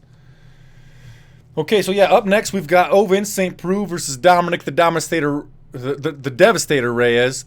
Ovince is 22-11. Reyes is 9-0, and Reyes finishes almost every single fight in the first fucking round. Reyes once got like popular or famous for a gif during one of his fights. He threw up some strikes and his opponent went "Nuh-uh, bitch," basically, and then Reyes went ahead and high kicked him into the shadow realm. It was awesome. You know, it was one of those when bragging or when showboating goes wrong. But this fight right here, the odds have Reyes as a huge -260 favorite over Ovince St. Preux. The comeback on him is +220. And that sucked because I had a bet. I had probably a pretty big bet on Volkov. Yeah, I had 5 units on Alexander Volkov. Isn't that some shits, man? I also had a bet on Felice Herrig. Bets are not doing well for me tonight, my friends.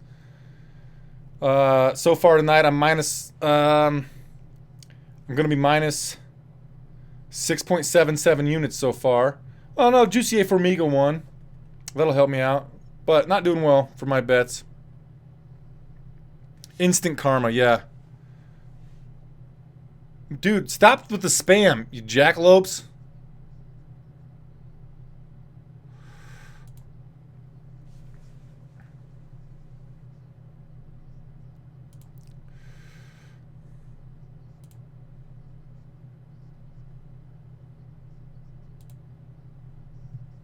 I think I accidentally hit one of my friends. I'm trying to ban the spam, my dude. I don't own the channel, so I can't let you be. I can't let you be a moderator.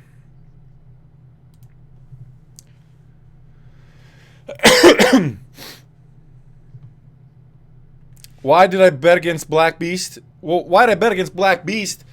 He got beat for 14 minutes and 40 seconds. I don't know. I follow MMA Vegas Peter and MMA Lock of the Night on Twitter. That's where I get my bets. I don't do it myself. Thumb the video up, please, if you would. It would mean a lot to me because I know there's a shit ton of people here, 114 already, that have given it a thumbs down because I'm not actually streaming these fights. Right now we're watching a hype video for the next fight. No, yeah, actually we're watching a hype video for the fight card happening on the 27th, which is between Anthony Lionheart-Smith and Volkan Oezdemir. No time.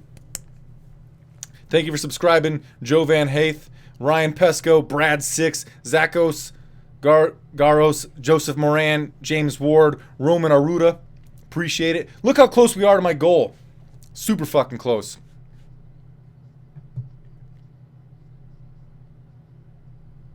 Bro, you gotta say, this is all over. Oh, I'll say that next time.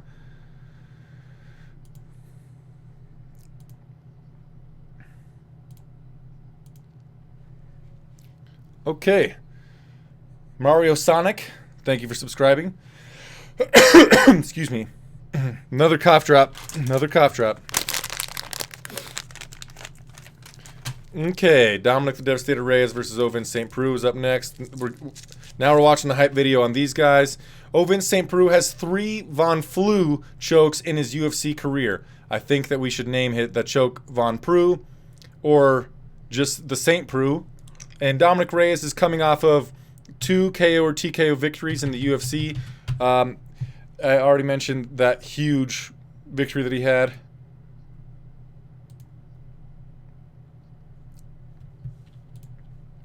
I just had a friend who messaged me. Let me message him back real fast. Okay. Sorry, guys. I'm not doing well. Marco Sevechikanin. I'm sorry. Oh, I got to get rid of a Volkan round here. Or Volkov, excuse me. Okay.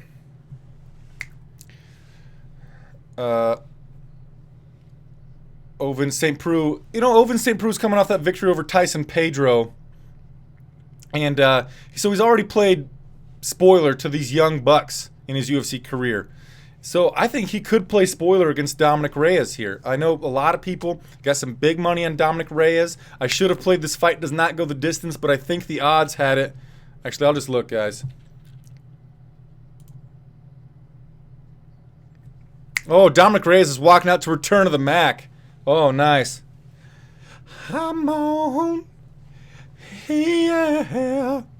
Nice. Good walkout song, Dominic Reyes. How can you not cheer for him? He's wearing a white kind of jumpsuit, tracksuit looking sumbitch.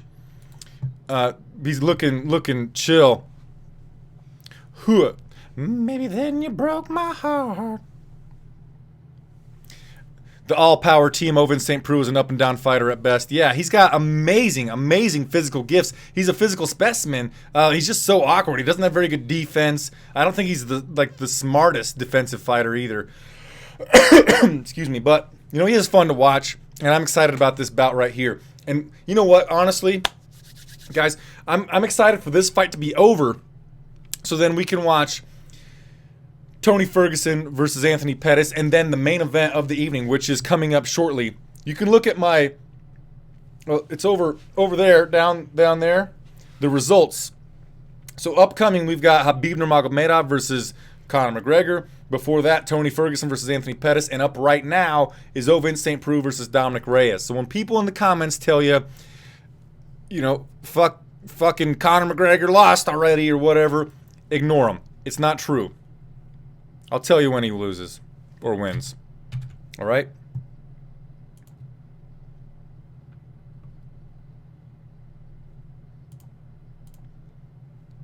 You lied to me.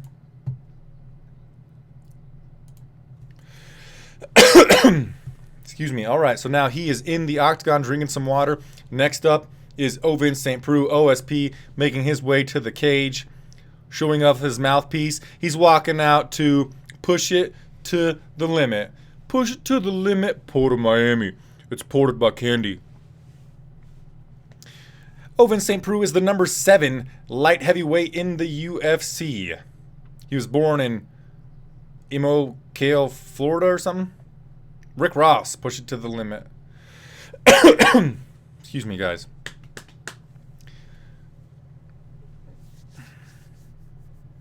Push it to the limit. When it starts the big match, I think that Conor McGregor will fight Nurmagomedov in about an hour. I think that fight will start in about an hour. Excuse me. Yes. Okay, Ovince St. Preux is in the SB Nation Combat, which includes BloodyElbow.com and MMAmania.com. Prep Point, also brought to you by Flying Brian J. That is me. Follow me on Twitter at Flying Brian J. He's praying with his teammates a little bit. He's about to get Vaseline put on his forehead and enter this octagon.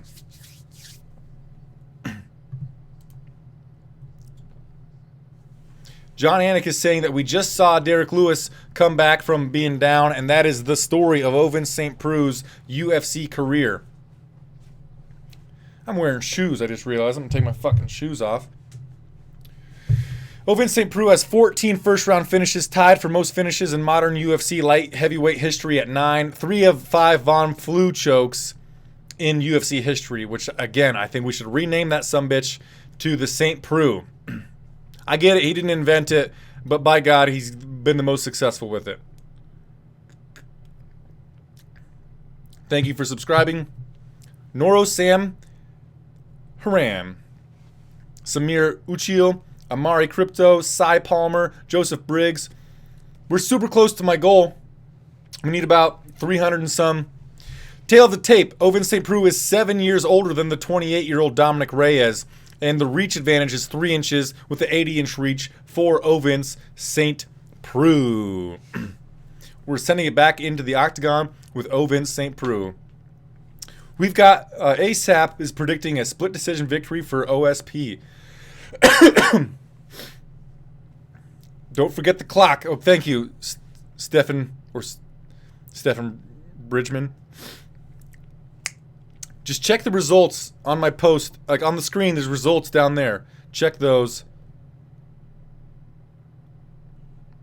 Dominic the Devastator Reyes. And now introducing his opponent, fighting out of the red corner, a mixed martial artist.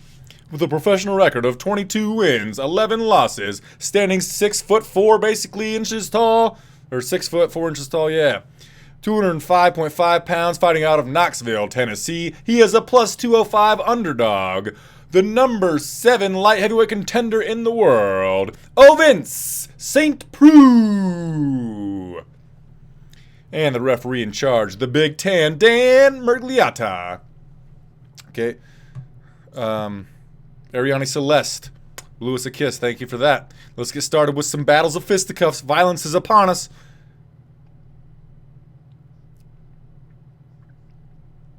Fight is on. Outside low kick lands for the Devastator. The Devastator is in the southpaw stance and with the gray trunks. Both guys are wearing wrestling trunks. Vince St. Preux in the Vince St. Preux with a high kick that missed, and then Dominic Reyes hit him with a right kick to the body. Reyes pressed forward and got Vince with a left straight as Vince was circling to his left. Vince St. Preux is in the orthodox stance wearing black wrestling trunks. The Devastator, Dominic Reyes, in white trunks. Lead left hook lands for Vince St. Preux.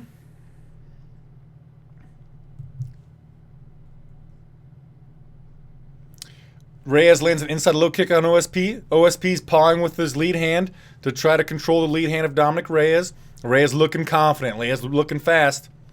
Lead left almost landed for Vince St. Preux, but Dominic Reyes kind of pressed forward so that he couldn't land it with the fist. Kind of got him with the arm. Left kick to the body lands for Reyes.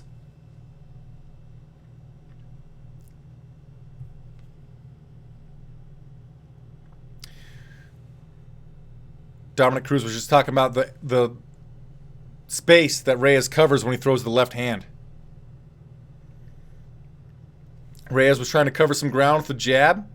Didn't end up covering the ground. We're switching back and forth with which direction we're going in the cage, so I can't call that too much. Reyes comes in with a lead right hook and then a left to the body. The right hook missed, the left to the body landed for OSP. OSP went in for a takedown attempt, but Reyes got an underhook, was able to ward it off, but then Vince St. Preux got an underhook reverse position. He's pressing Reyes up against the fence.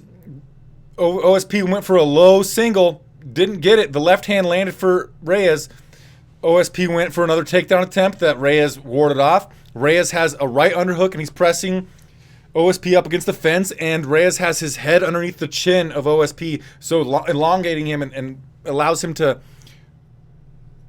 OSP went for a wizard takedown, was able to switch positions. Now he's trying for a double leg attempt on Reyes up against the fence. Reyes got OSP with a couple of those Travis Brown elbows with the left elbow while OSP has his head in there trying to get this takedown, hitting with a lot of Travis Brown elbows. Ooh, a lot of Travis Brown elbows. Some of them are to the back of the head. Dan Mergliata, want to look at that. OSP's got his hands clasped behind the back of Dominic Reyes. He's looking to grapevine or... OSP got Dominic Reyes to the ground. Reyes gets to his base, stands back up, and OSP tries to drag him back to the mat. OSP's in on that same takedown attempt. Reyes is hitting him with a lot of strikes as OSP's hanging his head out there trying to get this takedown attempt, but OSP is still pressing Dominic Reyes up against the fence. OSP's got the right underhook, and he's controlling that.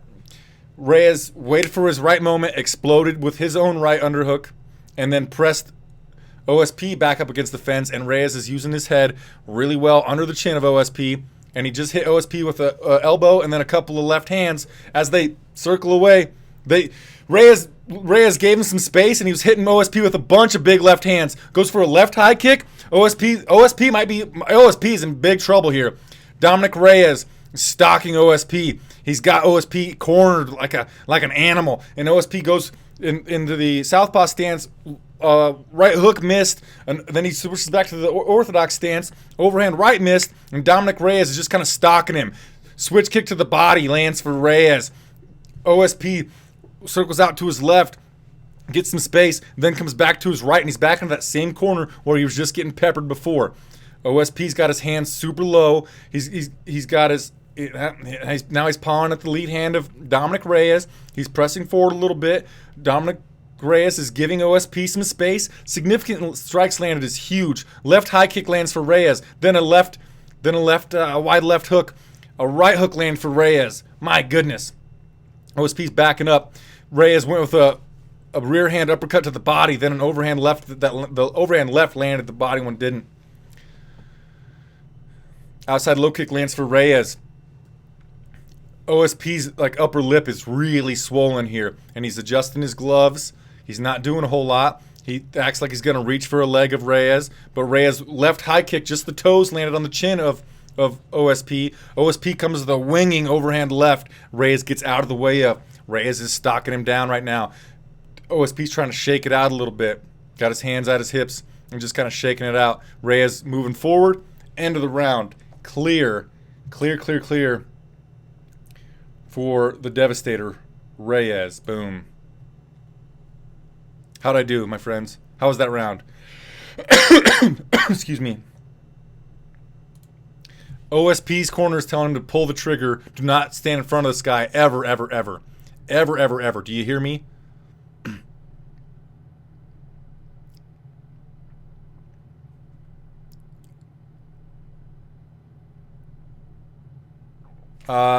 They gave him some pretty solid advice there, OSP.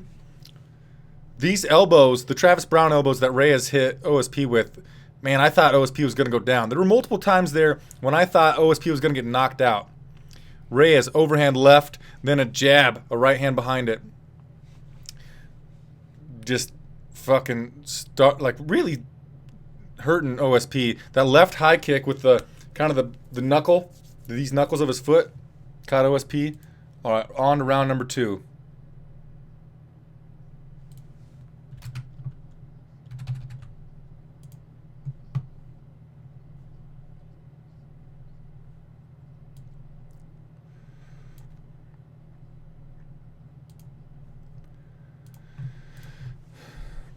Okay. Center of the cage here. OSP goes with a stepping side kick to the body. OSP just kind of rubbed his feet on the canvas. He might be losing grip a little bit. OSP's moving forward. He's pawing out there with his lead hand, the left hand. He's in the orthodox stance. Goes with a stepping side kick to the body of Reyes again. Reyes has his hands up good. He came in shifting. Then the low kick landed for Reyes. Ovince St. Preux holding his hands high now. Got the lead hand with his fingers kind of pointed out, but there's outside low kick lands for OSP. Left straight lands for Dominic Reyes. Left high kick missed for OSP. OSP goes in for a takedown, and he's met with a knee. Probably hit him in the chest. Might have got him on the face from Reyes. OSP's in on double underhook. No dice. Reyes was able to pummel for another underhook of his own. Reverse position, and he's pressing OSP up against the fence again using good head control to keep the posture of OSP high. OSP is controlling the left arm of Reyes with his left arm. Reyes has the right underhook, and not a lot happening here. Reyes now trying to go for the body lock waist pickup takedown. He tried to trip OSP to the canvas, but OSP keeps his balance, and he's on the feet still. He's got his back against the monster logo on the fence, still with Reyes' chin underneath, or head underneath of his chin. They go to break. OSP throws a long left hook that was nowhere close as Reyes kind of backs away from it.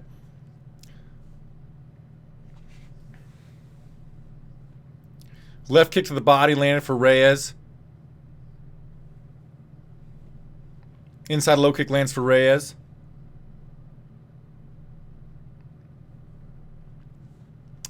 Now both guys are in the southpaw stance. OSP trying to find some momentum here as OSP. Dominic Reyes has dominated. Reyes came with the overhand left. Might have caught OSP on the opposite side, but I couldn't see it. OSP goes with the left high kick, partially landed, but did not affect Reyes.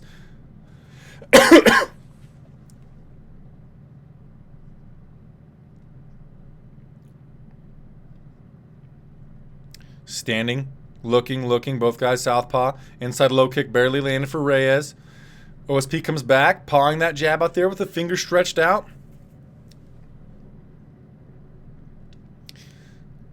OSP kind of goes with the long jab, didn't find its range on Reyes. Reyes is watching now on OSP. He's doing a lot more watching instead of coming at him and attacking.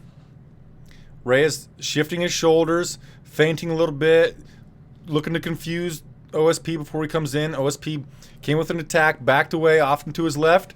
As he does that, he eats an outside low kick from Reyes, pawing the jab out there from the southpaw stance. OSP tried to grab both of the hands of Reyes and then try to come in with a pulling in elbow. Didn't work, and Dan Murgata warned him about coming forward with his fingers like this. Reyes missed with a wide left shot. Reyes is moving back into his left now. Now he switches to his right. OSP goes in for a takedown attempt. No dice. Easily shucked off by Reyes. And there's blood streaming down the face of OSP that I'm just now noticing off of his forehead. OSP in the southpaw stance comes with an overhand left. Goes with another overhand left. Tries to come in and grab the up top and then low to get a takedown. Easily moved away from by Reyes. Left kick to the body landed for Reyes. Lead right hook missed from Reyes as OSP moved to his left. Blood is all over OSP's face now. OSP with the slowest overhand right you've ever seen. Ooh, stepping in, ripping hook to the body lands for OSP. Nice.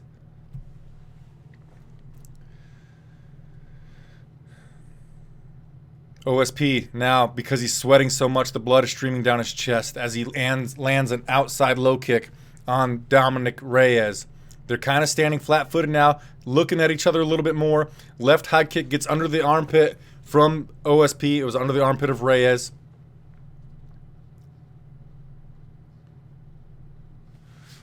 The cut on his face, evidently, as John Anik says, it's due to an elbow that Reyes hit OSP with on his way in. I think that's another round for Reyes, if you ask me. OSP's corner says, look at me. You need more offense. You beat this guy every time. Every time you go first, you win. So let's fucking do that, his corner says. I need him on the deck. Reyes' corner is saying, stay tight.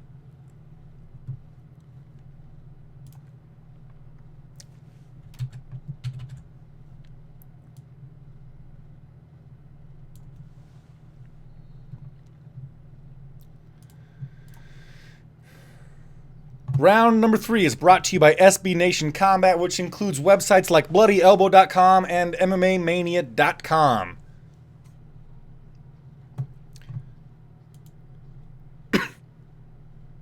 Boom, third round, here we go. They meet in the center of the cage. They don't touch gloves. Ovince St. Preux in the orthodox stance, Reyes in southpaw. OSP goes for a stepping side kick to the body, didn't land it. He backs away, kind of does a little dance. I don't know, trying to shake some lactic acid out of his legs or something. Left high kick, almost landed for Reyes, just caught him with the toes on the face. OSP eats an inside low kick from Reyes.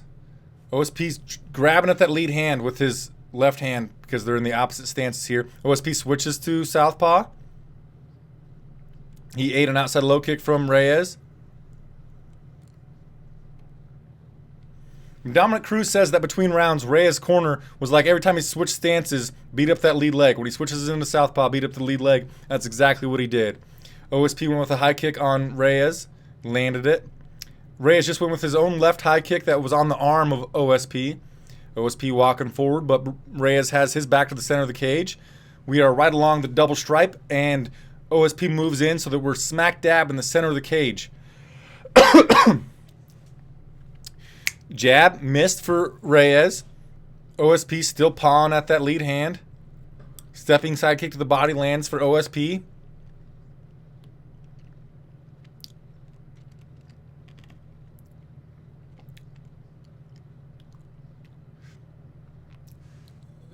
Reyes just stepped out and then threw a left down the pipe at OSP, landed her. Ooh, OSP just came with a long jab from pretty far away that snapped the head back of Reyes. We're in the center of the cage. Inside low kick missed for Reyes, but then he comes back with an outside low kick opposite leg that did land. OSP decides to move forward after eating those kicks. Left kick to the body, followed by a left straight landed for OSP. He's in the southpaw stance. He just faked a level change. We should be expecting to see that soon. OSP came in with a kind of diving left hand, landed on Reyes. Ooh, he just kind of pursued on Reyes a little bit, and Reyes backed away and got him with a left uppercut. Then a left kick to the body lands for Reyes. Might have got OSP on the arm a bit. Same thing there. It's kind of hitting the arm on OSP, but that could break somebody. Could break an arm. Reyes moving to his right. Overhand left. Attempted from Reyes. Blocked by OSP. Got his hands up in time. Ooh, Reyes with a kick, and OSP got him with a uppercut. And OSP pursues hard. He's got underhook, and he was going for an outside trip. But Reyes seems to have his composure. He's got his legs wide up against the fence. OSP's got his left underhook, and he's got his head under the chin of Reyes, pushing him up. He's going to pepper his... No, he's not. I thought he was going to pepper his leg with some knees, but he's just grapevining his left leg on Reyes. Went to elevate a little bit. Reyes was able to get out of it. Reyes used his left underhook to press OSP up against the fence. OSP shucks it off, separates. We're back to the center of the cage. OSP pressing forward. Excuse me. Reyes outside low kick lands on OSP. Reyes moving back into his left. OSP came in with a flurry. Reyes ducked under it, came back with his own left hand. OSP's pressing forward here. OSP throws an overhand left that landed on Reyes, and then a push kick to the face landed on Reyes, but Reyes has a pretty good chin, and he got his wits about him. Reyes just went with an outside low kick. Oh my God. OSP just came diving in, tried to get a clinch or something, and Reyes met him with an elbow, and the cut on OSP's head is really, it's over his left eye, is really raining blood down on his face. Jab to the body lands for Reyes.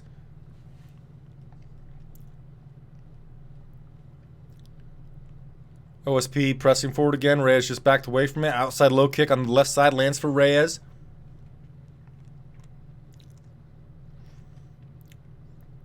Left hand lands for OSP. He's pursuing Reyes, but he's pursuing Reyes with his hands down as Reyes is calculatedly moving back. Reyes just landed a left high kick on OSP and then a left hand, but OSP's still coming forward at him. OSP came, grabbed the hands, tried to come in with the left, but Reyes wasn't there to be hit. Reyes landed a left kick to the body of OSP. Reyes is moving back away from this. He's doing what Drago Volkov should have done against Lewis. He's avoiding the fight here with 15 seconds to go in the bout. Outside low kick landed twice for Reyes. Oh my God! As I said that, OSP, after those leg kicks, pursued him, and Dominic Reyes hit him with a left hand that dropped Ovince St. Preux, and his hands dropped, and that's the end of the fight.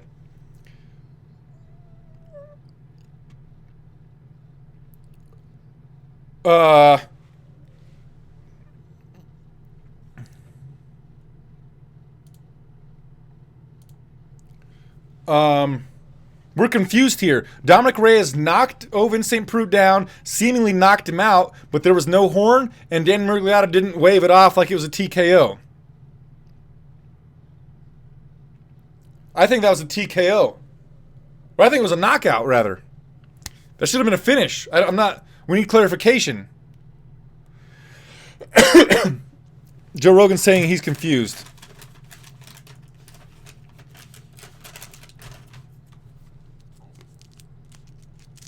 What?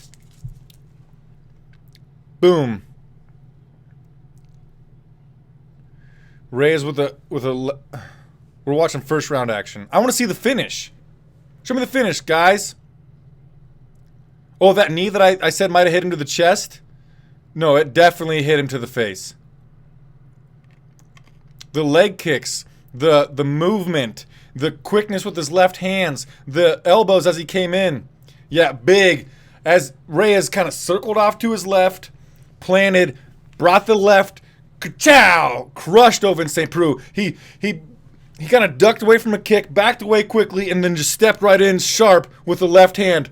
And it was as the bell sounded. So, going to be 30-27 for Dominic Reyes. I'm not putting the score up. Man. Weird. Look at those striking stats. I'm just now seeing them. 107-29 for Dominic Reyes. My word. I can't believe it. The knockout happened right at the horn. 30-27 for the winner by unanimous decision. Dominic, the Dominator, the Devastator, Reyes. Wow.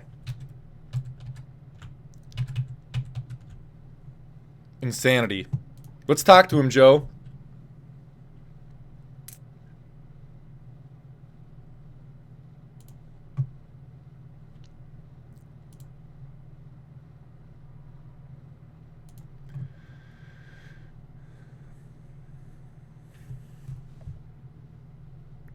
Joe Rogan says, I think that was a knockout. And he says, hey, Devastator, do you think it was a knockout? And Reyes says, yeah, I think it was a knockout. What do you guys think?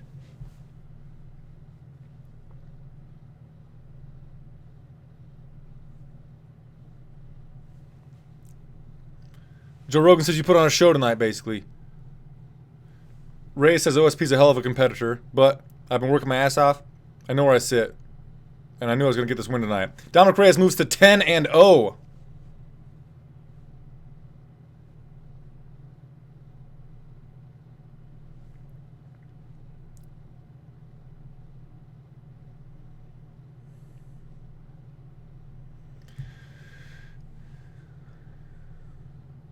Reyes says, EA Sports, get me in the game. Come on, man.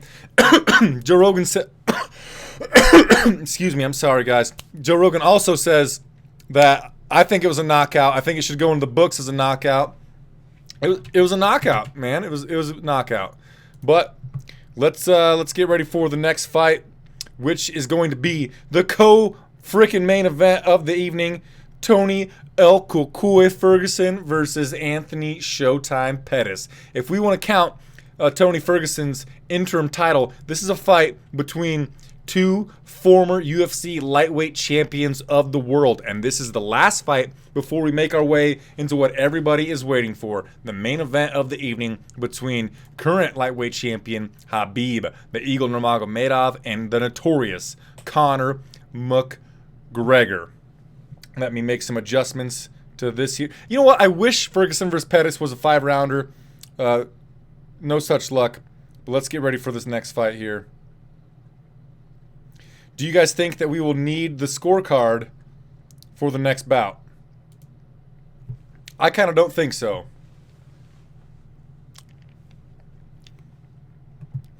Thank you so much for being here, my friends. I appreciate you very much. Please give the video a thumbs up. It would mean a lot to me. And if you haven't, please subscribe. We only need like 230 until we get to my short-term goal. My word, that would be awesome. I would forever be in your debt. Let's go over the odds for Tony Pettis versus Tony Ferguson.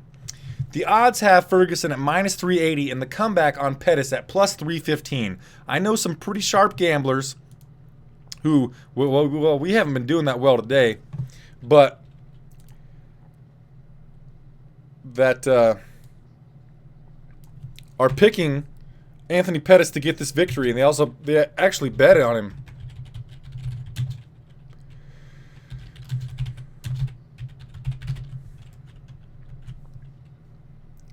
I gotta make some changes here.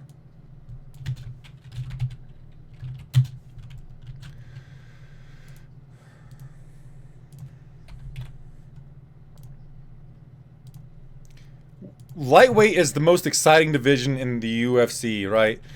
I mean, these next two fights are between people that are extremely high-level competitors. Former champions. We're talking about, in these top two fights, every guy in the top two fights has had a belt in this division in the UFC. Of course, Anthony Pettis has had a title shot at 145 pounds. Conor McGregor had a belt at 145 pounds.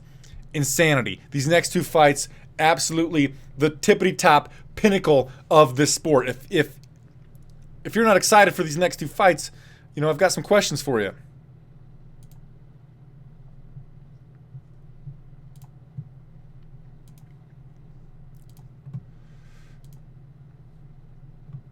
Thank you so much for subscribing.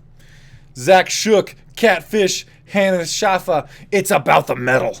Chris Stevens, Jarman Lee, John Nichols, and many more. Thank you so much. I appreciate it a whole bunch.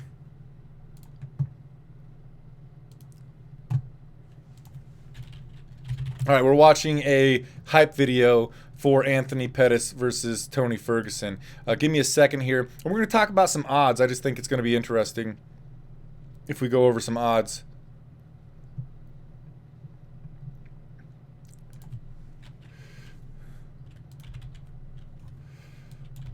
Like about this fight, the props. Excuse me. I need a drink, I think. We know that Ferguson is a big favorite, but there's got to be some fun prop bets we can talk about. Let's go over these. Come on, internets. Let's get it worked up. All right, prop bets. Over 2.5 rounds is plus 102. So the odds makers don't think it's going to go to the judges because, no, fight goes to a decision is plus 115. So they don't think it's going to go to the judges. Fight starts round 2, minus 280. Ferguson via submission is plus 220. Pettis via KO or TKO is plus 985. Ferguson via KO or TKO is plus 500. And Pettis wins inside the distance, plus 475. Ferguson wins inside the distance, plus 115. So that's what they think. Either to the judges or Ferguson inside the distance is what the odds maker think is going to happen. What do you guys think is going to happen?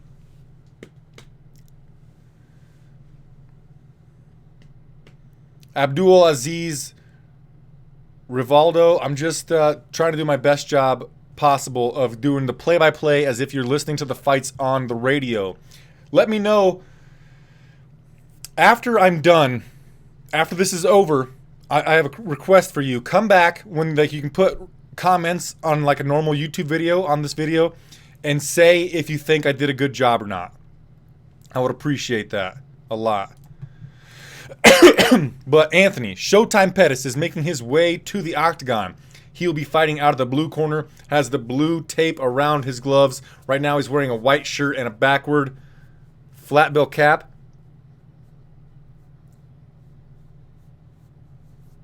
I can't tell what he's walking out to, but it sounds like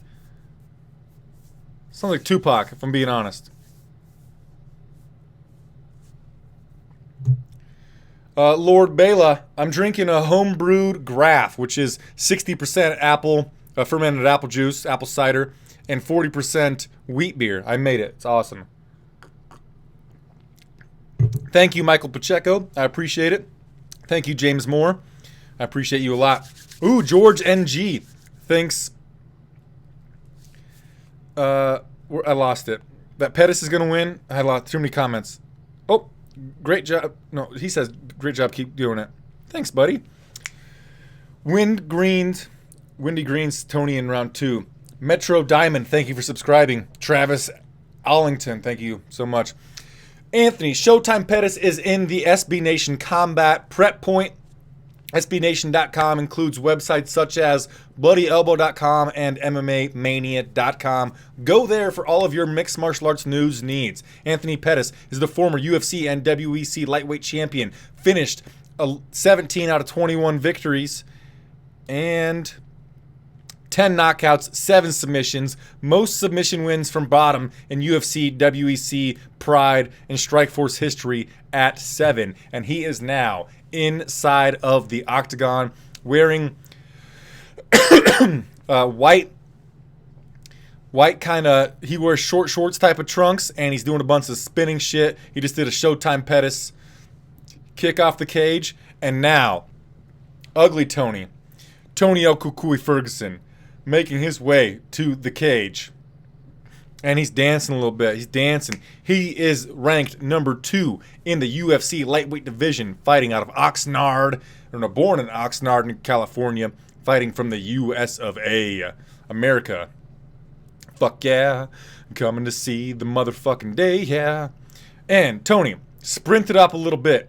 He is now in the SB Nation Combat, Bloody Elbow, MMA Mania, Prep Point, taking his jacket off. He will be wearing black trunks, red tape around his wrist. He gives his hat to his teammate, takes his shirt off, looking cut like a diamond. He's got some hair with some streaks in it shaved here. Of course, he's got the tattoo with the wings on his back.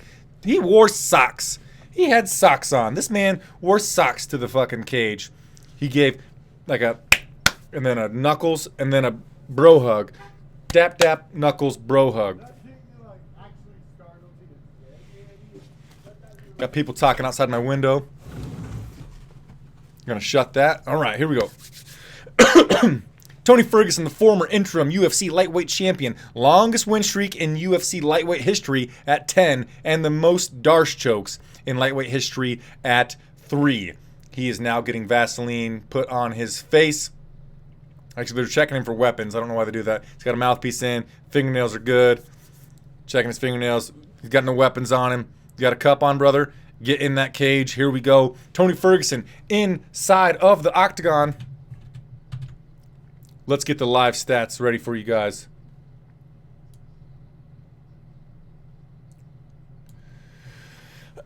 I'm going to leave that there. Just covering up. I want to cover up the clock. But let's get it popping. I will not forget the clock. I promise you guys. Jacob Macedo, thank you for subscribing. Ramus Bertie, David Ward, Joshua Hopfoff. And the tail of the tape. It's virtually identical. Ferguson at 34 years old is 3 years older than Pettis, which I did not see coming. And at 76.5 inches of reach, he has a 4-inch reach advantage on Tony Pettis. So we got Tony versus Tony. And this fight is brought to you by Flying Brian J. That's my name. Follow me on Twitter at Flying Brian J. I'd appreciate it. I'll talk to any one of you. Also on Facebook at Flying Brian Show. And now, this fight is 3 rounds in the UFC lightweight division. Introducing first, fighting out of the blue corner. This man is the former UFC lightweight champion of the world with a professional record of 21 wins, 7 losses. Standing 5 foot 10 inches tall, weighed in at 156 pounds. Fighting out of Milwaukee, Wisconsin. He is a plus 300 underdog. Anthony Showtime Pettis. Yeah. Juan Acosta, thanks for being here, my friend. Virtually identical, says Sean Miller. Thanks, Chi-Town Squad. And now, his opponent, fighting out of the red corner. This man is a funky, crazy, goofy, awkward fighter that has a lot of skill and a huge, long win streak. Tony El Cucuy Ferguson, he's 24-3, stands 5 foot 11 inches tall, weighed in at 155 pounds to make sure that he could be the alternate for the main event of the evening, which it looks like we're not gonna need. He's a former lightweight champion interimly. It's the El Cucuy one, my friends. Let's get it poppin'. This is gonna be a fun one, my friends. So fun. William Mills is the pick and fight for his money. Our referee in charge, Jason Herzog. Excuse me, I'm sorry, guys. I have a cold.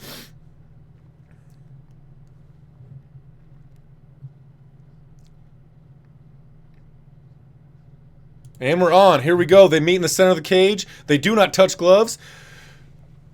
Ferguson in the black trunks, a little longer than the white trunks of Anthony Pettis. Both guys are fighting out of the orthodox stance right now. Ferguson looks a little bit bigger. Pettis lands an outside low kick on Ferguson. Ferguson tried a front kick to the body that didn't land on Pettis. Pettis doing a good job at managing range right now. Outside low kick landed very hard for Pettis, but Ferguson is pursuing Pettis. Outside low kick land for Ferguson. Pettis moves into... No, they're both orthodox still.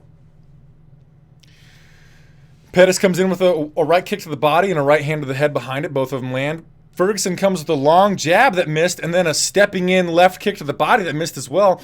Pettis is moving away really well. Pettis did the same thing, the right kick to the body and the right hand behind it. Just the kick to the body landed, the right hand did not. Pettis moving to his right along the double stripe. He ate an inside low kick that he changed briefly into southpaw stance. Back into orthodox now. Front kick missed from Ferguson. Inside low kick landed for Ferguson. Now Ferguson briefly steps into the southpaw stance. He shifts back into orthodox. Stepping front kick to the body landed for Ferguson. Ferguson's doing a lot of funky movement like he does. Pettis landed an overhand right after a right body kick.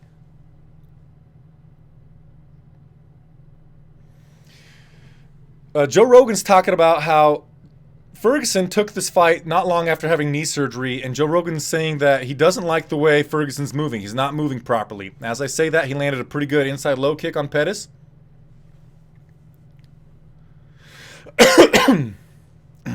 Overhand right went right over the head of Pettis, attempted by Ferguson. Ferguson steps forward, left kick to the body landed for Ferguson on Pettis. Pettis is moving back into his left. Ferguson's pressing forward on him. Right kick to the right push kick landed for Ferguson. It kind of pushed Pettis up against the fence. Pettis moved to his left to get away from the cage. Ferguson kind of shifting with his shoulders, kind of shifting gears, coming forward. Landed a jab on Pettis. Pettis is moving with his back real close to the fence. Back into his left. Back into his left. He's trying to get some space behind him. Ooh! Overhand right to spinning back fist attempted for Pettis. I don't think anything was significant, but it was fun to watch. Inside low kick lands for Ferguson as he presses forward. Pettis moving back into his right. Inside low kick lands for Ferguson. Ferguson right now is fighting out of the southpaw stance. Pettis came with a right straight, and as Ferguson evaded that, he switched back into the orthodox stance. Pettis moving back into his left, still in the orthodox stance. Now Ferguson is in the orthodox as well, switched from southpaw, moving forward, almost ate a left high kick from Pettis. Ferguson really pursuing Pettis here, pushed him up against the fence for a second, double jabbed him, the second one landed. Pettis got his back away from the fence, moving to his left. He just ate a jab from Ferguson. Ferguson just got a single collar tie and an uppercut on Pettis. Landed that uppercut. It was pretty good. They're starting to see some redness on the face of Pettis. Pettis is calling him on.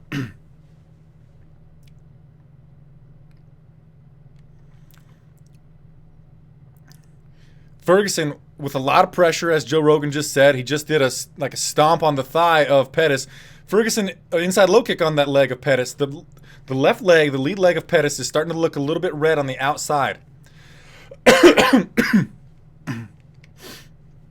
Ferguson just landed two right hands on Pettis, and Pettis calls him on. Pettis has his back up against the fence, and he called Ferguson on. Ferguson is pursuing him. Ferguson's keeping the pressure on him. Pettis just went with a 1-2. Ferguson just backed away from it. Pettis, his strikes seem to come...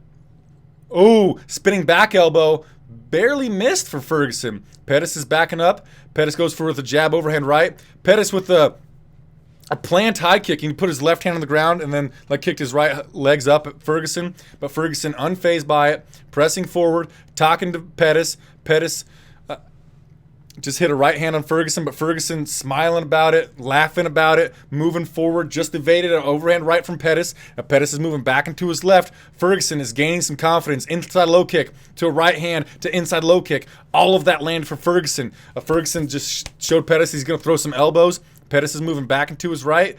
Pettis is smiling too. Left hand landed for Pettis on Ferguson. Ooh!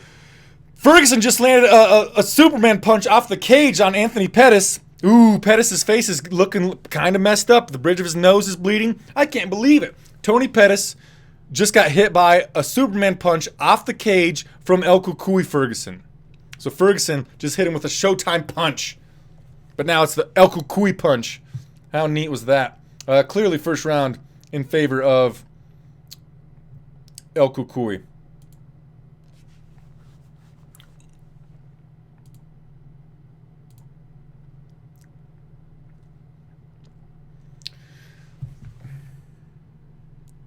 Okay, Pettis' corner was saying, I like the swagger, I like the mentality. And then we switched over to Ferguson's corner.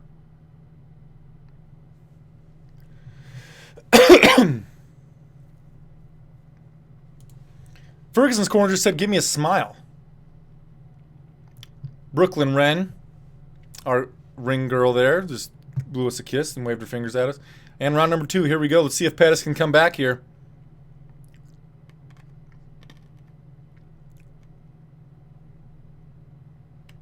Let's go. Here we go. Ferguson kind of runs at Pettis to start this fight. Rear leg front kick to the body missed from Ferguson, but the left inside low kick on Pettis landed. Oh my God! Pettis just hit Ferguson with a right hand that dropped him, but spinning around Ferguson's Imanari rolling. Ferguson's eating a lot of right hands from Pettis. Pettis is on top of Ferguson. Ferguson's looking for the leg. Oh, Pettis just hit Ferguson with some pretty good ground pound. Right now, Anthony Pettis is inside the guard of Ferguson, but he's running down a little bit of ground pound. I think there's some blood coming from the face of Anthony Pettis, and it's kind of all over the neck and the mouth and the chin of Tony Ferguson. But Anthony Pettis just hurt Tony Ferguson pretty damn bad. Tony Ferguson has pretty good jiu-jitsu though, so Pettis in the guard might be dangerous, but Pettis is looking to pass into half guard. But Ferguson keeps him in the full guard. Whoa. Incredible exchange there. It was a right hand that dropped Ferguson that started this whole sequence of events. Ferguson was doing like rolling on the ground, spinning around, so that Pettis couldn't like find the spot to hit him on it.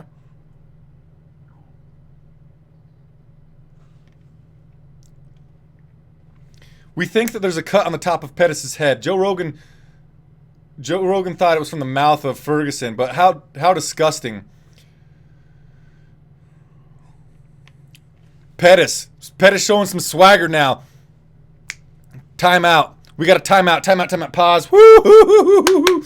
Well, we got a timeout from Jason Herzog, the referee. We're going to check a cut. It's like right here on the hairline, like right where the corner of his hair, we got flat above his forehead, kind of comes down. There's a pretty bad cut over there. Herzog wants the referee to look at it. It's about 1.25 inches long.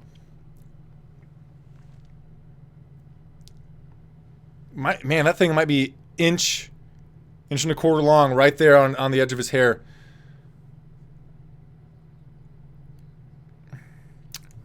Herzog needs a rag to clear the blood off the face of Tony Ferguson. Wow. And we're back. Woo! And both guys are looking to be enjoying this. Outside low kick lands from Tony Ferguson. Pettis goes for a cartwheel kick. Man, the last right hand that Pettis landed on Ferguson was him moving back. Ferguson doing what he's doing right now, pursuing. Right body kick landed for Pettis. Inside low kick landed twice for Ferguson on that lead leg that he's been targeting of Pettis. Another off the cage right-handed attempted from Ferguson. Ferguson is damaging Pettis up against the cage right now. He kicked him to the body, but it wasn't far enough away to land it, so it was kind of a knee to the body. Just pressed Pettis up against the fence.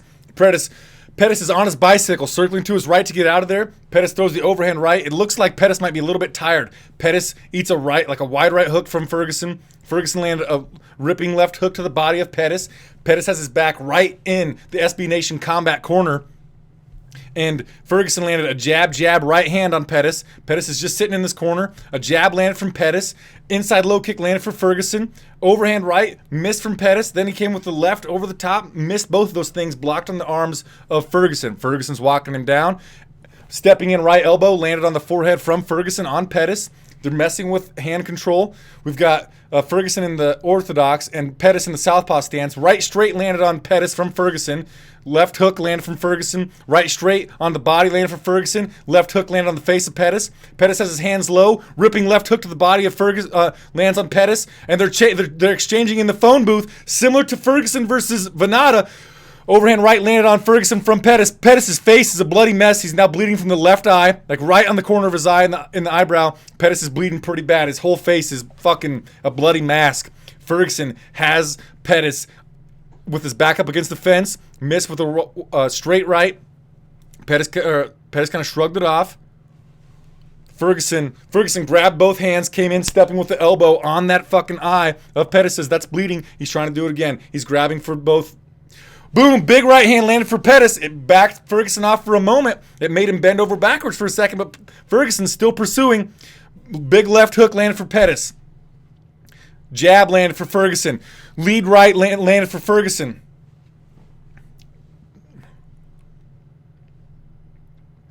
A 1-2 lands for Pettis. Landed for Ferguson. Stepping in elbow landed for Ferguson. Ferguson has Pettis backed up into a corner, a blue corner. And he's just kind of going after him. Pettis is trying to fire back to keep him away from him, but Ferguson is doing a really good job mixing up the strikes. Ferguson ate a jab from Pettis, but Ferguson's doing a really good job mixing things up. He just tapped both arms of Pettis and then came in with that elbow again on. Holy shit. My God. Jeepers creepers. Jab from southpaw landed for Ferguson. He switches back into orthodox, and he's just kind of teeing off on Pettis. 1-2. Pettis is doing some pretty good job with head movement, but he's hitting him with a lot. Inside low kick lands for Ferguson. Ferguson is just winging hard. Pettis with the cartwheel kick again, missed. Pettis fell down after the kick. Now he's on his back. As the round ends, Ferguson ended with some hammer fist on the body of Pettis, and then with a left to the face of Pettis. My God. Holy shitbirds. Meepers, peepers. Son of a Shabib. That was fucking awesome. What a round. Who won that round? We won that round. The fight fans won that fucking round. My God. That was a lot of fun. But no, who really won the round? Ferguson. Ferguson won the round. Wow. My God. That was a lot of fun. I thought for a second that Pettis was going to finish Ferguson, and I was getting ready to erupt about it. When Pettis went to his corner, his corner said, "You're covered in blood, buddy." And Joe Rogan laughed a little bit.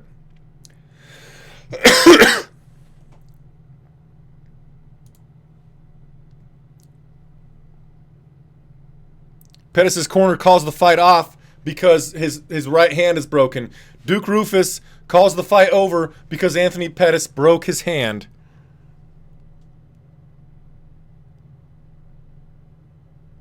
My God.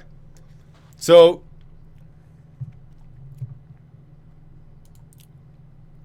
wow. Kind of anticlimactic.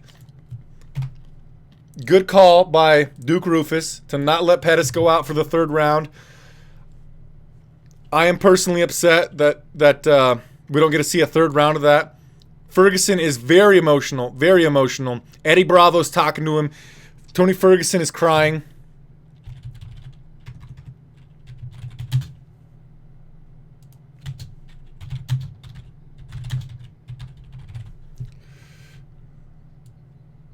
Wow.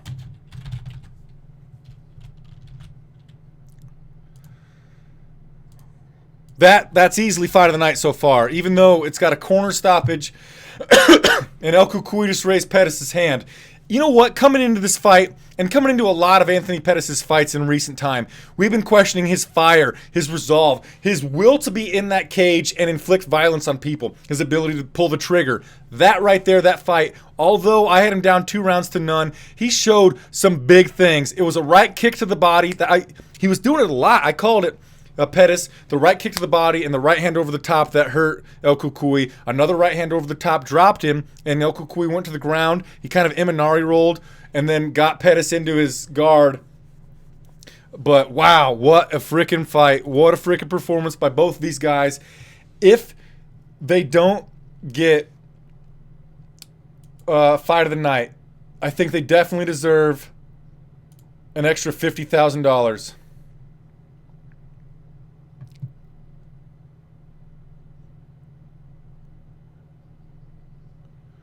Wow.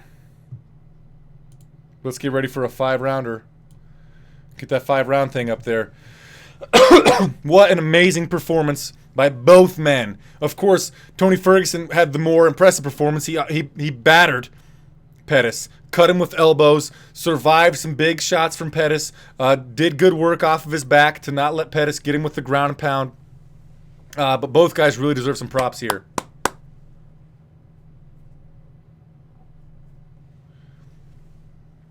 Pettis, give him applause. Tony El Cucuy, the official victor via TKO at the end of round number 2. I'm here with the winner, Tony Ferguson. First of all, welcome back and thank you for an amazing fight, says Joe Rogan. Incredible. What a wild fight for as long as it lasted.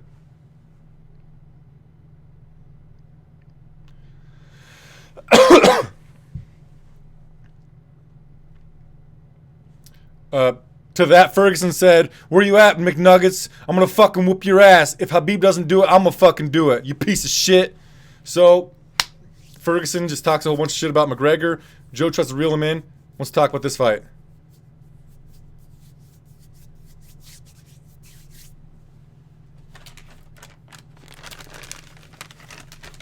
Joe asked how bad was he hurt.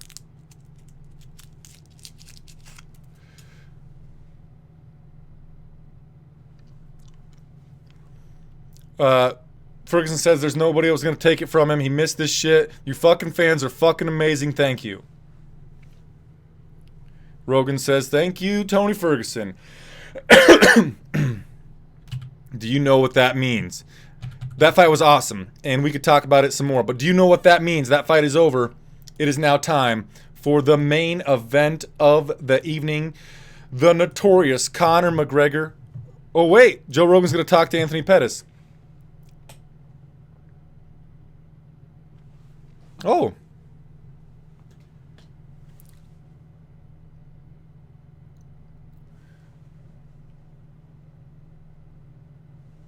Pettis says that he broke his hand as he knocked Ferguson down.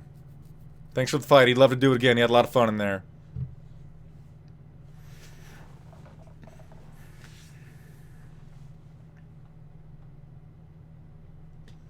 Pettis says that's a tough guy, man.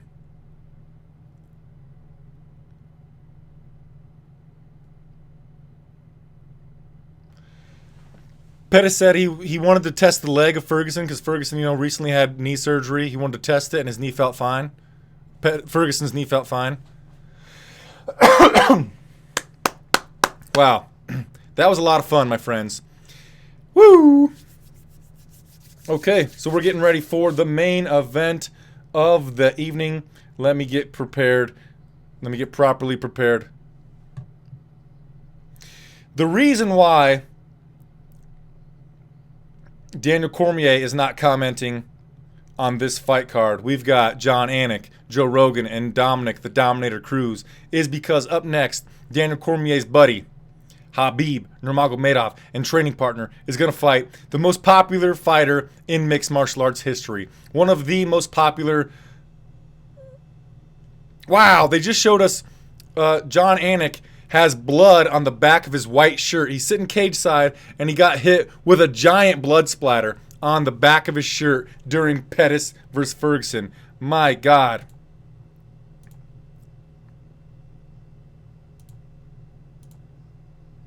Wow, guys. But yes, up next is the main event of the evening. The fight we've been looking forward to since, I think, like May.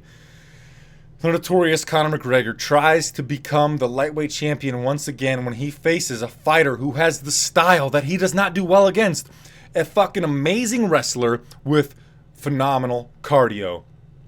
Look out. This one could be a barn burner. We could either see Nurmagomedov take down, ground and pound McGregor for up to 25 minutes. Perhaps stop him, out cardio him, out grapple him, or we could see Conor McGregor get that knockout victory early on in this fight. Who are you guys picking to get this victory? Somebody said so he won't be biased. Oh yeah, so he won't be biased. Yeah, Daniel Cormier, right. If you haven't already, thumb the video up. It would mean the world to me. Subscribe to the channel. We are so close to the short-term goal of subscribers to this channel. We're almost at 62,000. Wow. 62,000 fight fans strong for MMANation.com. This is truly an amazing milestone. I know it was cool when we passed 60,000, but I wasn't here doing a live thing, so we're talking about it right now. And we just passed it. We just passed 62,000. Thank you all so very much. Wow. Let's go over some of the prop bets and the odds for this main event of the evening. Excuse me.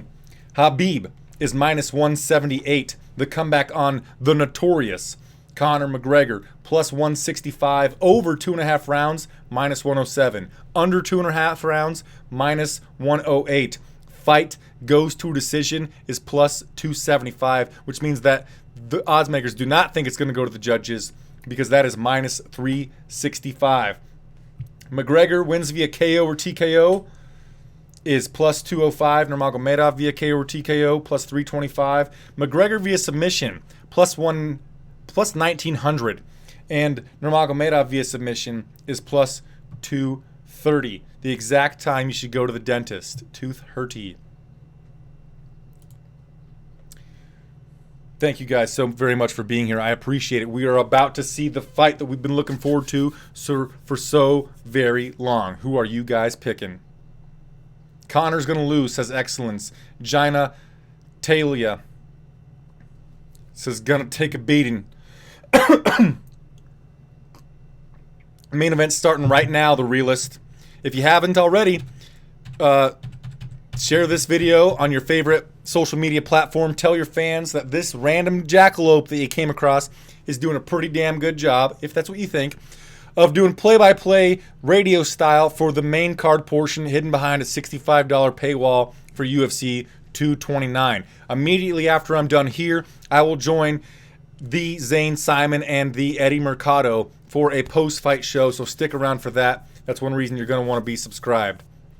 All right. What's crazy here? Thank you, Duckleberry Finn.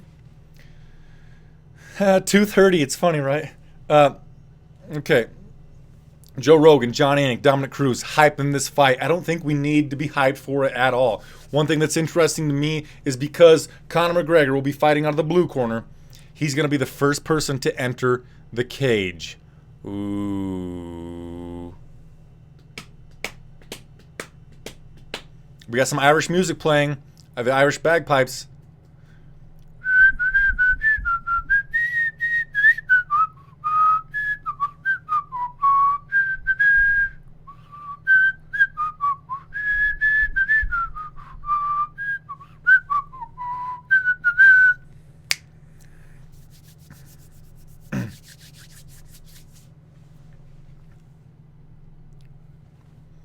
Dominic Cruz is saying that if Khabib Nurmagomedov just has straightforward pressure like he does sometimes, he's going to get caught with the left hand and put to sleep.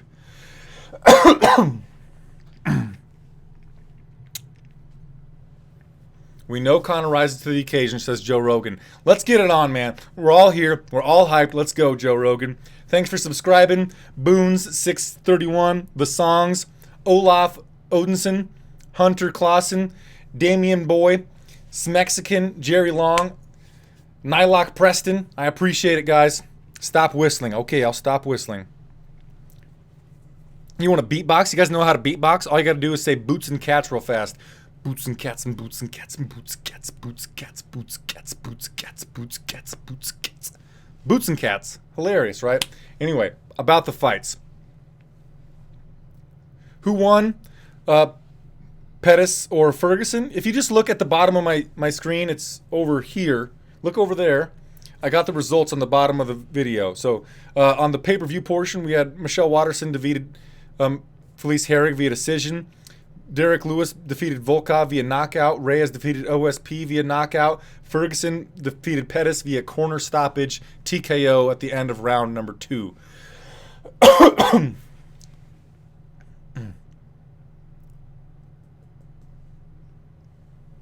Thank you, Lavender Irvin.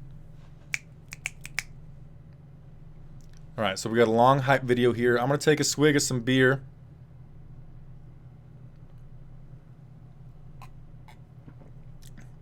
Cheers, everybody.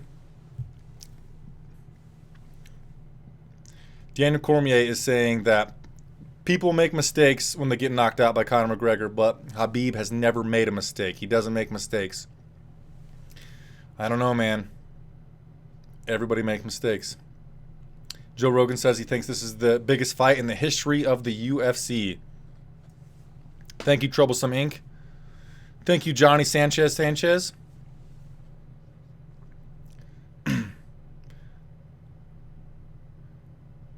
I was listening to Daniel Levy at Best Fight Picks break down this main event.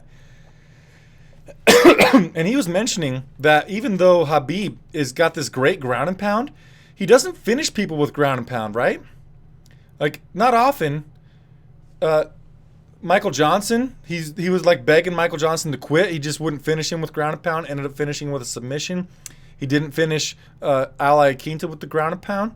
Can he finish Conor McGregor with the ground and pound? That's from Daniel Levy. He's on Twitter at Best Fight Picks. That was a great point from him. Good stuff. Crazy Kush T49, Khabib gonna shock the world. No one's gonna be shocked if Khabib wins.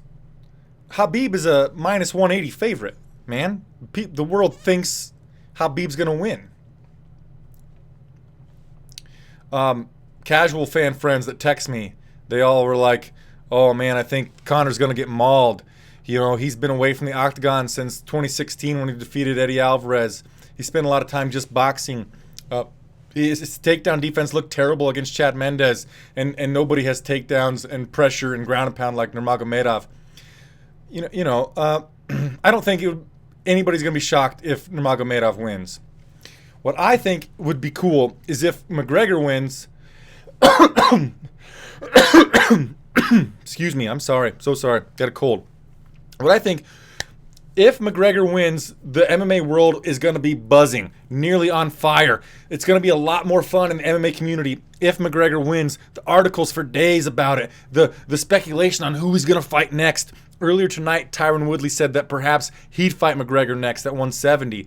I don't think that'd be a very good idea for McGregor. I think either way, we might see, depending on how UFC 230 goes, we might see a rematch or the trilogy fight with Nate Diaz for the 155-pound title if McGregor wins tonight. Enough talking. The Octagon has turned green, and McGregor is about to walk out to foggy dew. Fog is cascading over the canvas with a blue light on it. That's a beautiful scene. Foggy dew.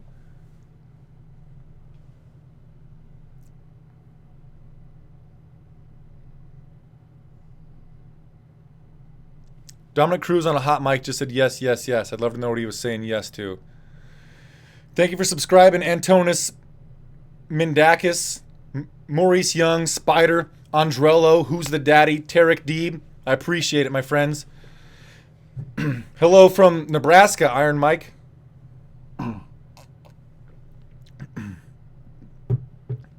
Okay, on the Jumbotron in the center of the arena, the Irish flag is being displayed, and fog is like cascading over it, or, rolling over it. Yellow lights are going throughout the arena, and notorious, the lights come on and flash, and McGregor, scraggly beard and all, making his way to the Octagon. He's got the Irish flag draped over his shoulders. He's walking out to Notorious B.I.G. I can't remember what song it is. Biggie, Biggie, Biggie, can't you see? Hypnotize. And Dylan Dennis is walking behind Conor McGregor with McGregor's belts over his shoulder. Conor's coach, John Kavanagh, is behind him by a little bit there. I think Dennis might have both belts over his shoulders. Conor McGregor walking to the Octagon, looks calm, looks cool, looks collected. He's kind of dancing. He's dancing while he's throwing some air punches, just kind of soaking it in, loving the life. He's bouncing. He's about to make his way to the SB Nation Combat Prep Point, which is brought to you by BloodyElbow.com and MMAmania.com. Go there to get all of your mixed martial arts news. Two of the best websites in the entire motherfucking world. And now, he's taking his sandals off, saying hello to the crowd. He's not going to hug his buddies. Oh, he's hugging his buddies. Hugs Kavanagh. Hugs a guy that I don't know. Hugs Dennis. Hugs another guy that I don't know. And now, Conor McGregor is in green trunks, tight wrestling trunks, the he wears short shorts kind, getting Vaseline put on his face. He is the first ever two-division UFC champion, lightweight and featherweight.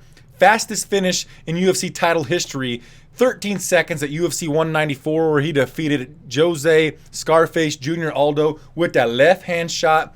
91% finish rate in his entire mixed martial arts career. 18 motherfucking knockouts for the notorious Conor McGregor. He's got the blue tape around his wrists, wearing those green trunks. He almost steps into the cage, takes a look around at the fans, raises his hands. The fog is still in the octagon, and now Conor McGregor is in the octagon. What a scene, what a picture. And he does the billionaire strut, and the crowd goes wild over it. He's billionaire strutting the fuck out of it. My. What a moment.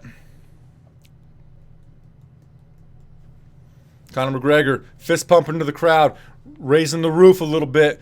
Now he's going to do some backwards movement. He's just getting loose in there. Oh, and I didn't notice it until just now, but Conor McGregor stops over proper 12, his new whiskey, taps it, and then sends us back to it. He's standing in front of the corner that says proper 12. He points at the fans. He is electric. And now, making his way to the cage is the current lightweight champion, Khabib Nurmagomedov. And just the lights dimming so that we know he's about to make his way, the crowd started booing immediately. Some cool lights happening for Nurmagomedov's entrance as well. We're not just doing special things for McGregor, I guess. They're like a bunch of lasers going from the octagon floor to the lights in the rafters. Pretty cool scene. Those lights are red. We got some blue like spotlights going through the ceiling. It's a Russian song. I can't make out what the song is, but the lights are still off. Only the blue spotlights are on, and the red lights around the cage. A lot of people with phones recording this moment, taking pictures of McGregor.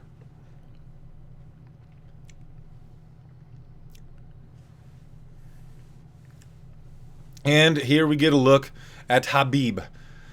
He's got the ceremonial hat on. He looks calm. He looks cool. He's got the what I call the Amish goatee going on, or the Amish beard, where they shave it below your goatee. So everything, like, not goatee, soul patch. Everything soul patching up in this area is shaved off, and it's just beard. No soul patch, no mustache, just beard. And he is kind of murmuring to himself as he makes his way. He points to Allah. Nurmagomedov, 26-0, as John Anik just let us know. Can McGregor knock out the unbeaten Russian? This is something out of Rocky 3. You know, this is like Rocky 3. Can the Irishman knock out the Russian? I don't know. And Nurmagomedov has made his way to the SB Nation Combat, BloodyElbow.com, and MMAmania.com prep point. He takes off the ceremonial hat. He takes his shoes off. He's going to be in the black and gold trunks, befitting a champion. He takes his shirt off. He wipes his under his armpit and then down his chest for some reason. He hugs one team member, hugs another team member, hugs a third team member, and then he hugs Islam Makhachev, his training partner. And now he's actually in the prep point, adjusting his shorts a little bit, looking cut, looking good, and he's getting the Vaseline put on his face. Excuse me. Please thumb the video up. Khabib is the UFC lightweight champion, undefeated, 26-0, most takedowns landed in a single UFC fight with 21, third longest win streak to start a UFC career at 10 wins in a row.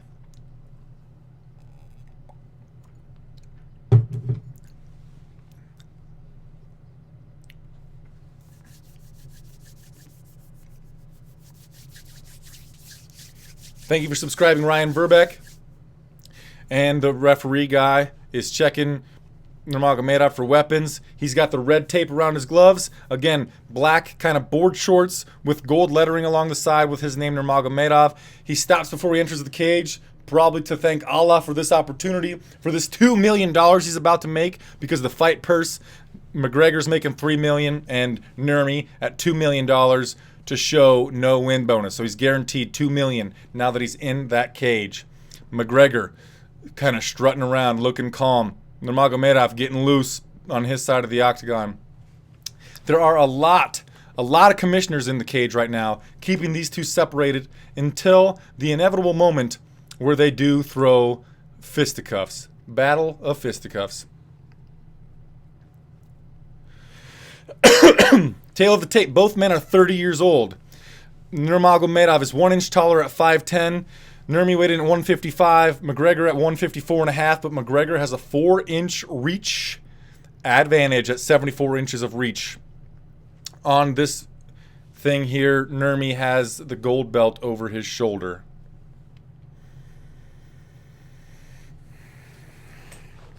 This is the main event of the evening. Bruce Buffer has the microphone and he's getting us started.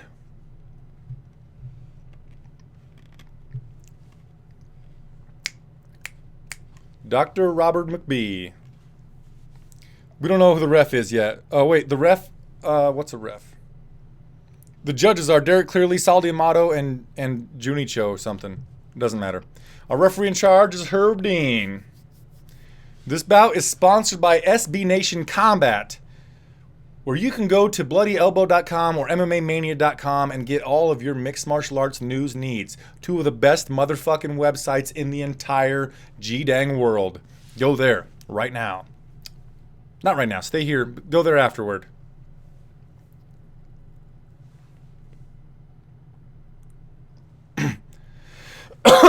And now, for those in attendance and UFC fans watching around the world, this is the moment UFC fans waiting for. Live in the sold-out arena in Las Vegas, Nevada.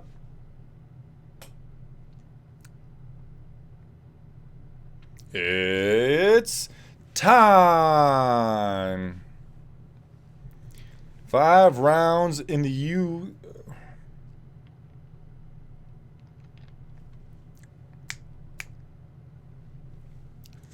Introducing first. Fighting out of the blue corner. A mixed martial artist. Holding a professional record.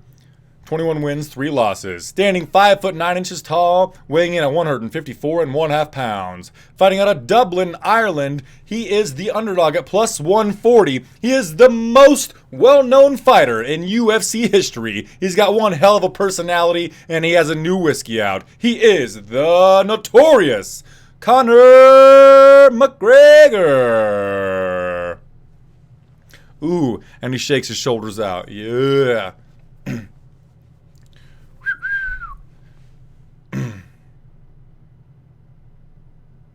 And he does this thing.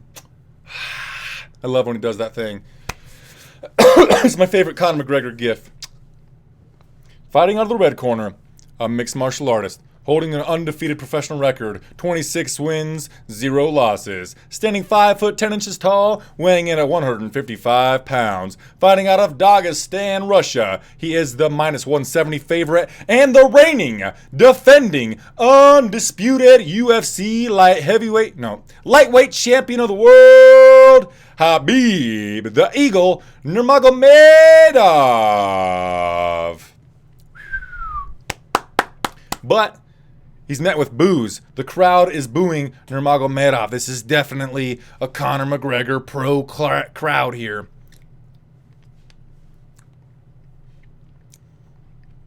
All right, gentlemen, we've been over the rules. Protect yourself at all times.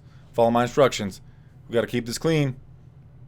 Touch the gloves now if you wish to. That's Herb Dean. They don't want to. They didn't even get close. And here we got it going on. Let me get the clock ready for you, buddies.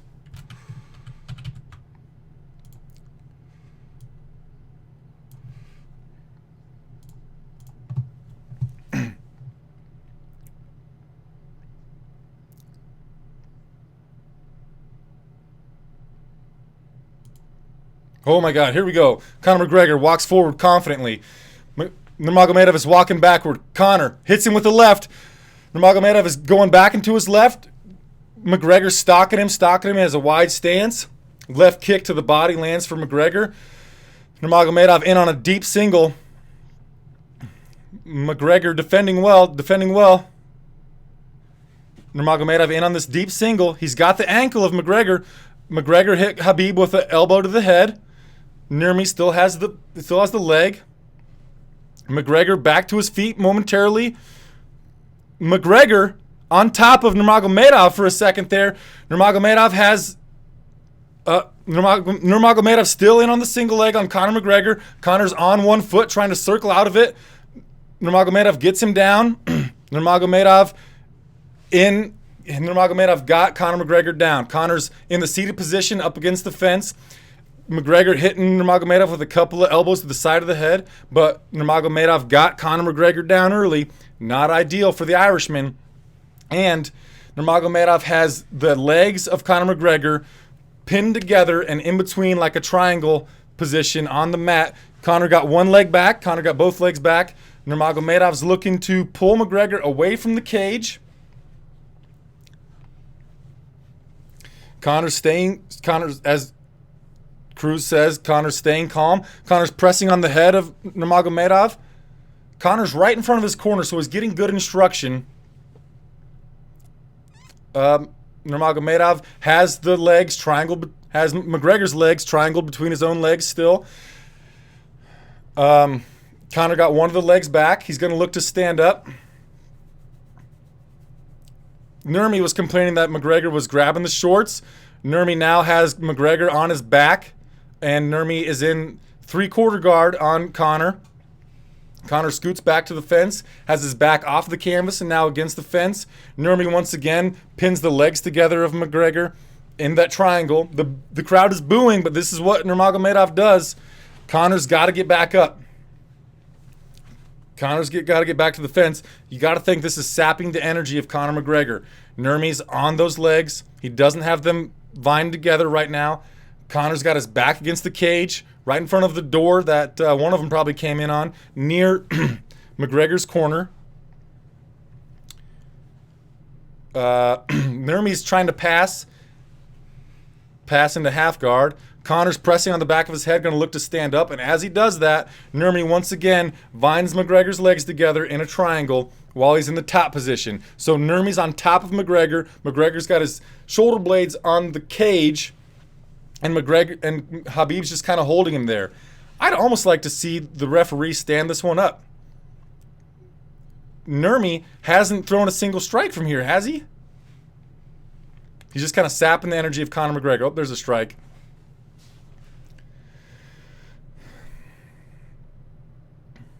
Okay, Nurmi once again has those legs tied together in a triangle. He's kind of trying to scoop McGregor's back off the fence. McGregor has an arm over the back of the neck of Nurmagomedov. Because Nurmagomedov was able to move Conor's back away from the fence, now he has Conor on his back. Conor's on his back, flat on the canvas, instead of having his back against the fence. McGregor's trying to control wrist on Nurmagomedov, but Nurmagomedov got his left wrist back.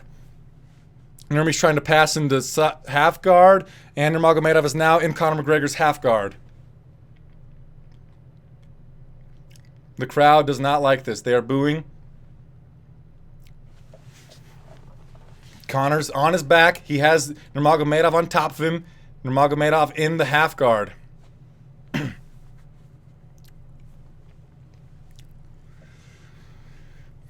I mean, this is... Nurmagomedov's doing what he wants. It's just not very exciting right now. Nurmagomedov's still in the half guard. He's on top of the right leg of McGregor. So if we're looking top down, Nurmagomedov is in half guard on the left side. Nurmagomedov has got his left arm free, and he's kind of getting McGregor with a little bit of ground and pound. Not too much, but a decent amount of ground and pound.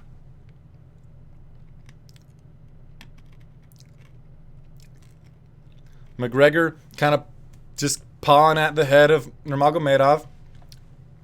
Crowd is getting real restless now.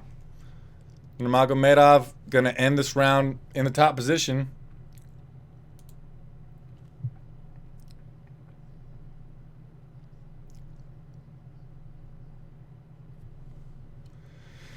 Not the most eventful round, but definitely a decisive round for Nurmagomedov. Conor McGregor's got to catch his breath here and I guess work harder for the takedown defense in the next round.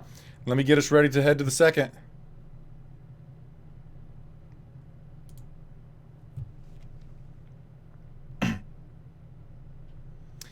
John Kavanagh says to McGregor, once you got behind the black lines, you chased him. Let's just keep him behind the black lines, and he will have to chase you, and then we'll end the left hand.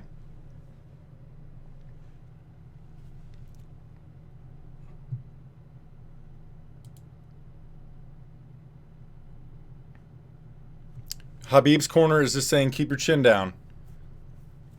If you grab his leg, just push him against the cage.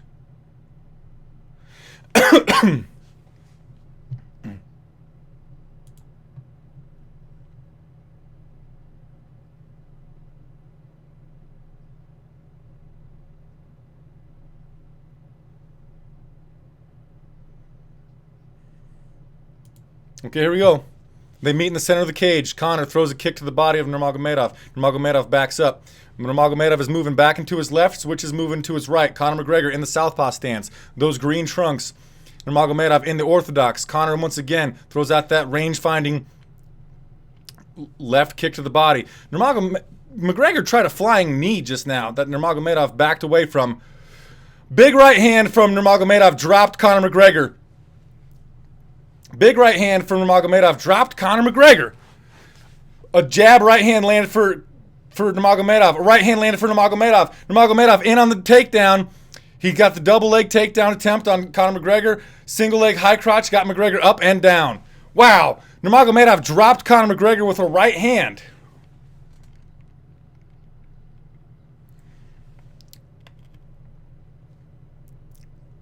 Wow. Huh.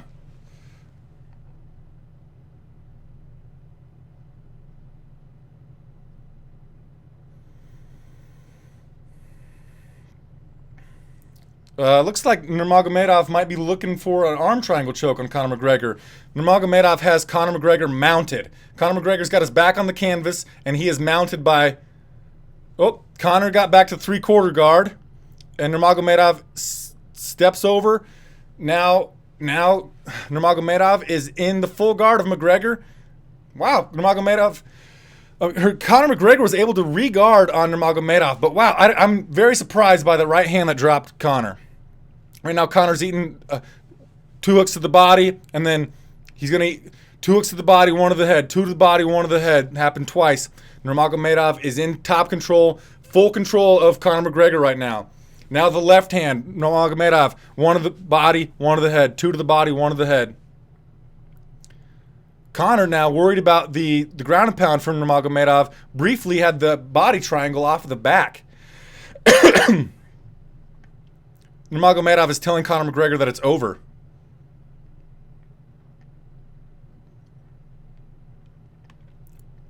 Big right hand landed on McGregor. Left elbow to the face lands for Nurmagomedov. This is a mauling.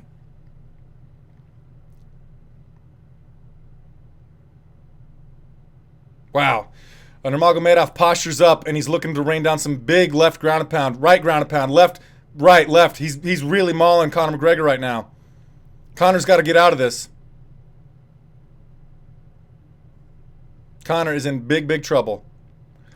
Left, right to the head. Body, head, left to the face, Conor's trying to kick him off, but Nurmagomedov is raining down some ground and pound on Conor McGregor.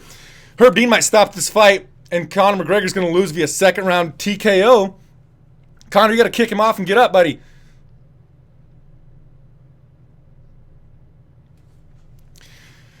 Nurmagomedov gave up on the big ground and pound. Now he dropped down in the half guard on Conor McGregor, and he's probably going to look for a Kimura.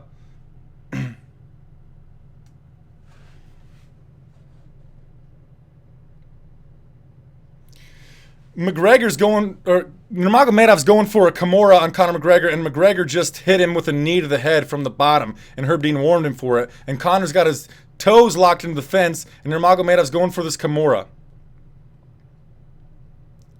Oh, Conor got out of the Kimura attempt. Knee on belly. Nurmagomedov just went knee on belly on Conor McGregor. That's not good.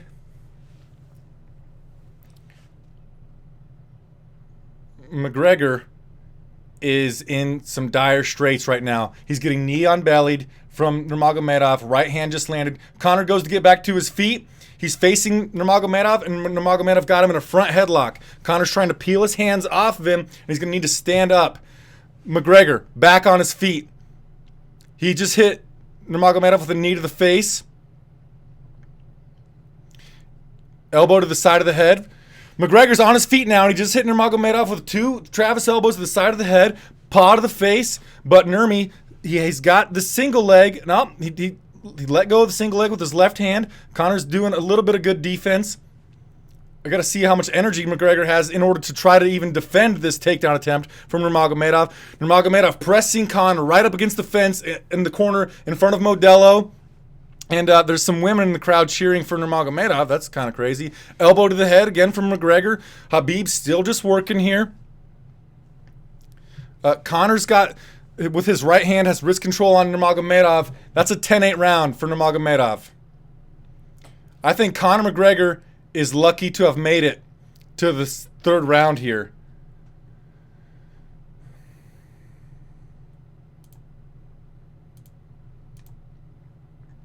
Man.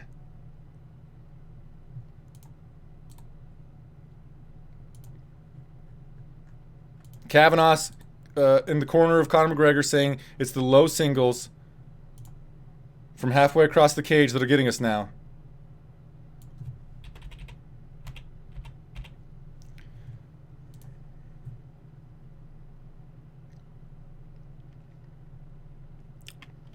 Big dropping in, overhand right that dropped Conor McGregor. But as McGregor was falling to his butt, his eyes were wide and he was still looking at Nurmagomedov if you're trying to look for a positive for Conor. But those stats, man, Nurmagomedov really punished Conor McGregor in that round.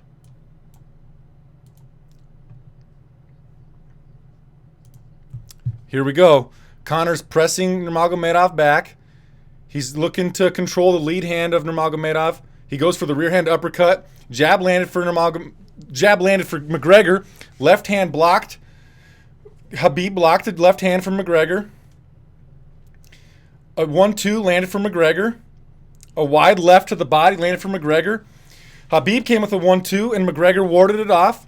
McGregor threw a small jab there but did not have the range on it. McGregor's pawing at the lead hand of Nurmagomedov. McGregor faked the lead hand uppercut and was going to come with the left, but he just faked both things, just seeing what's happening here. Left straight to the body, landed for McGregor.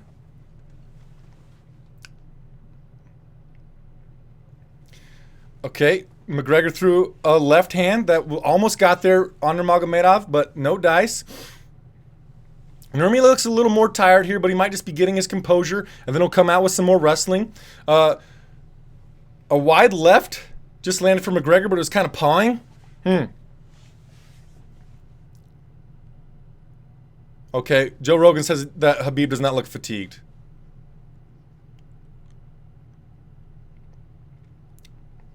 Okay, Conor's pressing forward. He's got Khabib on the outside of the double stripes. Khabib's moving to his right. Khabib went with a 1-2. No dice, went for a takedown attempt. Conor McGregor defended it. Conor, we're in a plum clinch, a 50-50 clinch. Conor's got to press away from him. Conor got him with a knee to the body. He's moving away. A right hand landed again for Nurmagomedov. Oh, Conor's moving slowly to his right. He's got to find some space. He's got to get on the front. He's got to get ahead of Nurmagomedov. He ate a right hand and Nurmagomedov in on the takedown attempt. No dice. Conor's defending that takedown attempt. We're in a plum clinch. Nurmagomedov in on another takedown attempt. He's pressed Conor up against the fence. Conor's pummeling for some underhooks, and he's got wrist control on Nurmagomedov on the right side. He's got a knee to the body landed for Conor McGregor, and he gets out of there. Pawing jab to the face landed for McGregor. He's a front hand uppercut landed for McGregor. 1-2 missed for McGregor. Nurmagomedov has underrated striking defense. His head movement's been pretty good here.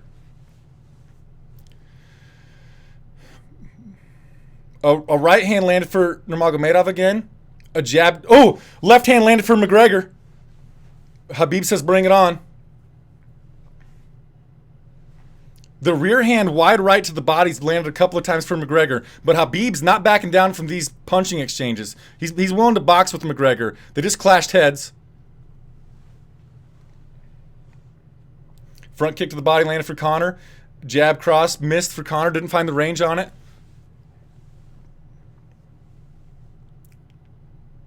McGregor just kind of moved forward with his right hand straight out. A wide left to the body again, landed for McGregor. McGregor just warded off a 1-2 attempt from Nurmagomedov. Nurmagomedov used it to try to get in tight on McGregor. McGregor was briefly holding the shorts of Nurmagomedov, but he once again defended the takedown of Nurmi. A 1-2 landed for McGregor, but he doesn't have the snap on it. Wide right landed to the body of Nurmagomedov. And then Nurmagomedov went in for the takedown attempt. He was met with a knee from McGregor. He pressed McGregor up against the fence.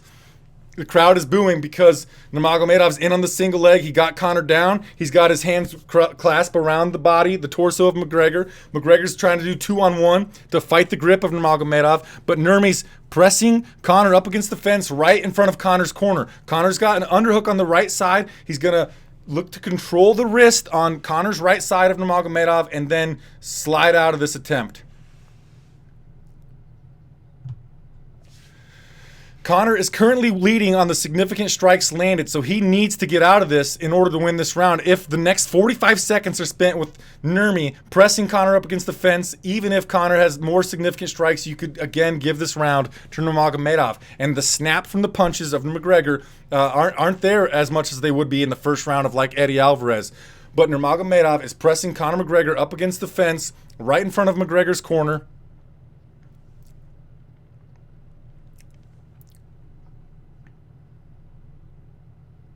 Conor is grabbing Nurmagomedov's glove, and Herb Dean is right there, and he doesn't see it.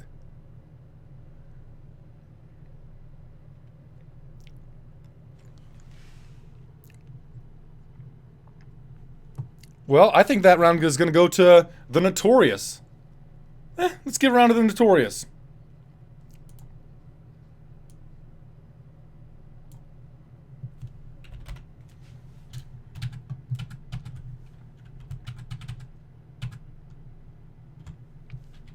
I got to check the Twitter machine to see.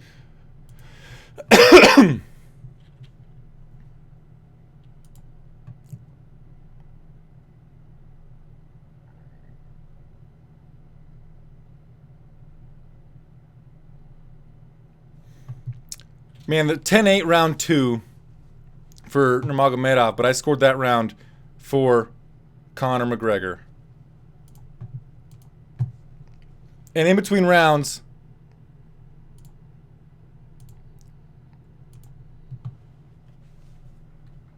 I'm sorry, the chat's worthless, right? Because of all the spam.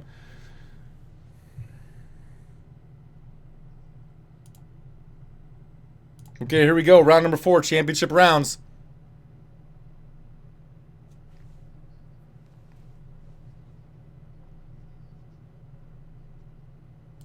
Okay, here we go. Round number 4, championship rounds. McGregor's pressing forward. McGregor's pawing at the lead hand of Nurmagomedov. 1-2 lands for McGregor. Front kick to the body landed for McGregor. Lead hook landed for Nurmagomedov. Conor's kind of standing there, pawing at the lead hand of Nurmagomedov. He's moving to his right. Teep to the body lands for McGregor. Or front kick, Joe Rogan calls it. Long left hand missed for McGregor. Another to the body, kick to the body lands for McGregor. McGregor's pawing at the lead hand of Nurmi. Big right hand almost lands for Nurmi. Nurmagomedov, we are in the center of the cage with Nurmagomedov moving to his left. A wide left missed for McGregor. Jab landed for Nurmagomedov. 1-2 missed for Nurmagomedov. Conor McGregor's calling him on. But Nurmagomedov is in on a deep takedown attempt. He's in on a deep single. He got Conor McGregor down. Looks like McGregor's going to get back to the feet. But Nurmagomedov is roping the left leg of McGregor, so he's not going to be able to get up, I don't think. Conor's got to really press off. Conor's on his feet, but Nurmagomedov has his hands around his torso. And Nurmagomedov is just Conor's on his hands and feet, and Nurmi's dragging him to the ground. He's high riding him. He's got the clasp around his upper shoulders, and he's putting his weight on him, trying to make Conor McGregor. Nurmagomedov has Conor McGregor's back. Nurmagomedov is now on top of Conor McGregor in the full mount position. McGregor's on his left hip.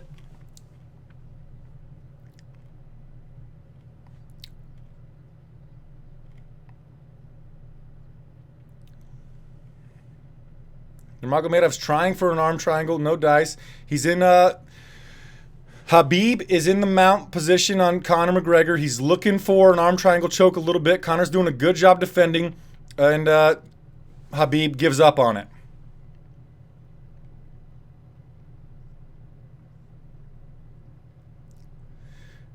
Conor bucked out a little bit. He was able to re-guard a freckle to get Nurmagomedov off of the mount.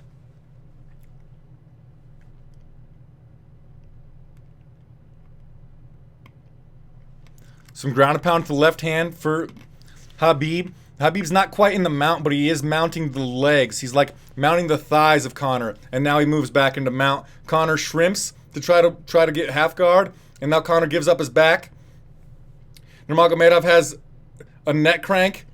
He's not under the chin, but he's looking for a rear naked choke attempt, and Nurmagomedov finished Conor McGregor with a neck crank attempt. And now Khabib is talking shit to Conor McGregor. Khabib finished Conor McGregor with a neck crank, rear naked choke attempt. It wasn't under the chin. It was a pain. It was a pain submission, not a choke submission. And he finished Conor McGregor in the 4th round via submission.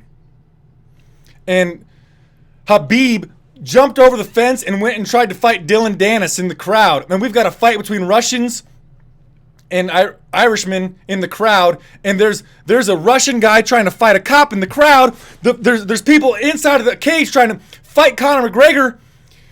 Khabib's corner trying to fight Conor McGregor. People just jumped the fence and are punching Conor McGregor. Jesus Christ, get this fucking shit. We need, oh my God, people jumped the fence and were punching Conor McGregor after the fight was over. Holy shit. This could break out into a fucking riot.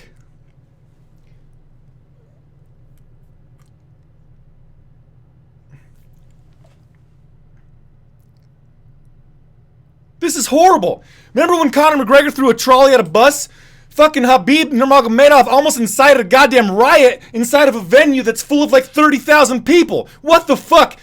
I wouldn't even give that guy the belt. What the goddamn it is he doing? Because Conor McGregor talked some shit to build a fight leading up to it? This is horseshit. Khabib Nurmagomedov is a piece of shit, in my opinion. Jesus Christ.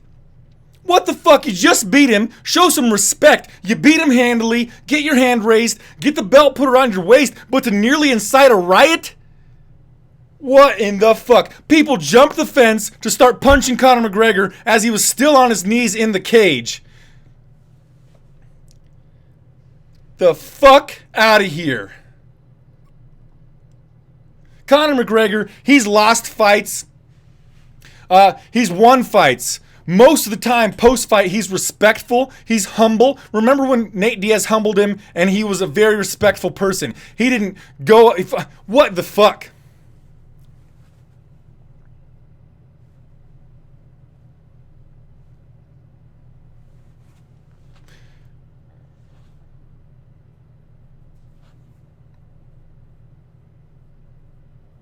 We haven't solved what's going on yet.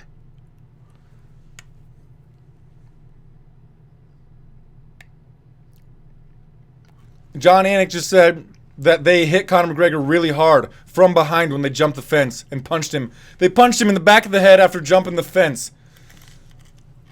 What the fuck?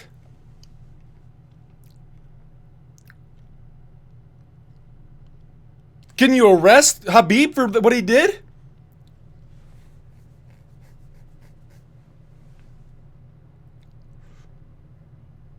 Get Khabib out of the fucking cage.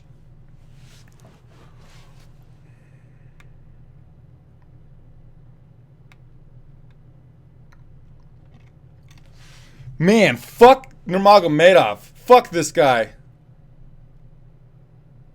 Get Khabib out of the cage.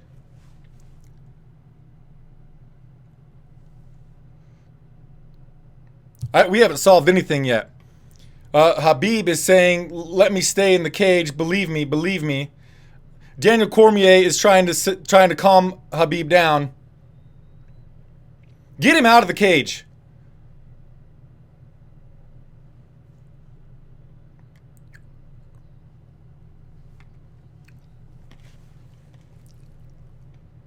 What in the fuck?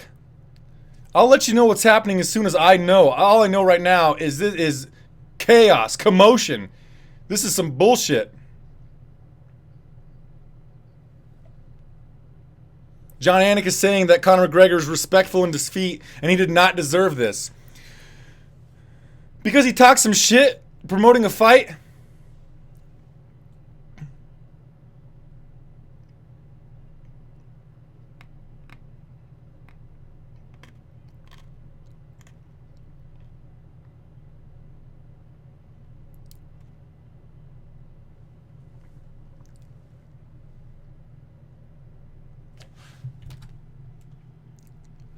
Man, I gotta send a tweet out real fast, guys. I'll let you know what's happening as soon as I know.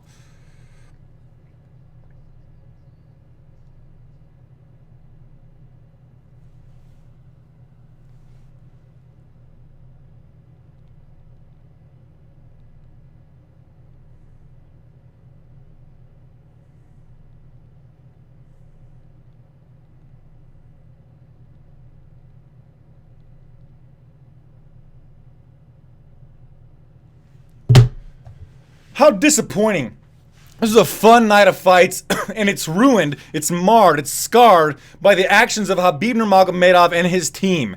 As soon as he finished Conor McGregor, he jumped out of the cage to fight with Dylan Dennis. A what, 1-0 Bellator fighter?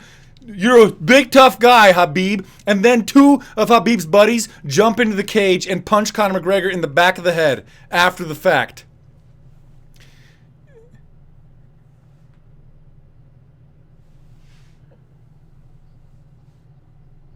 Jesus Christ.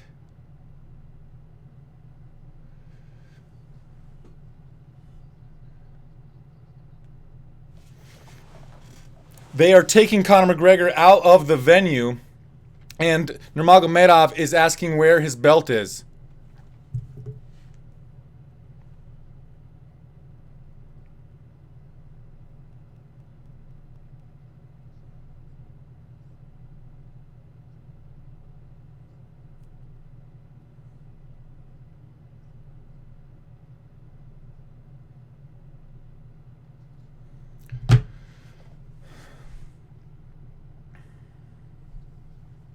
I still don't even know what's going on. Conor McGregor has left the arena, and Khabib wants to know where his belt is.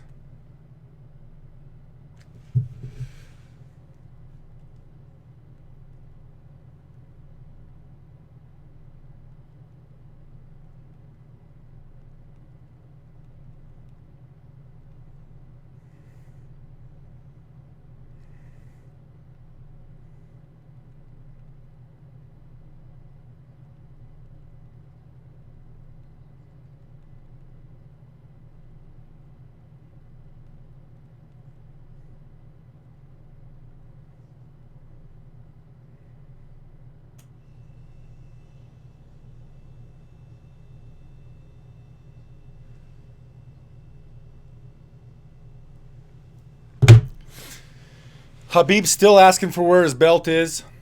I'm probably going to end the stream, guys. There's not much for me to know what's going on until... We'll just come back and we'll do a post-fight show and we'll tell you what's happening. But right now, I'm probably going to end the stream. Give the video a thumbs up. Please subscribe to the channel. And I will be here shortly to do a post-fight show with the Zane Simon and the Eddie Mercado.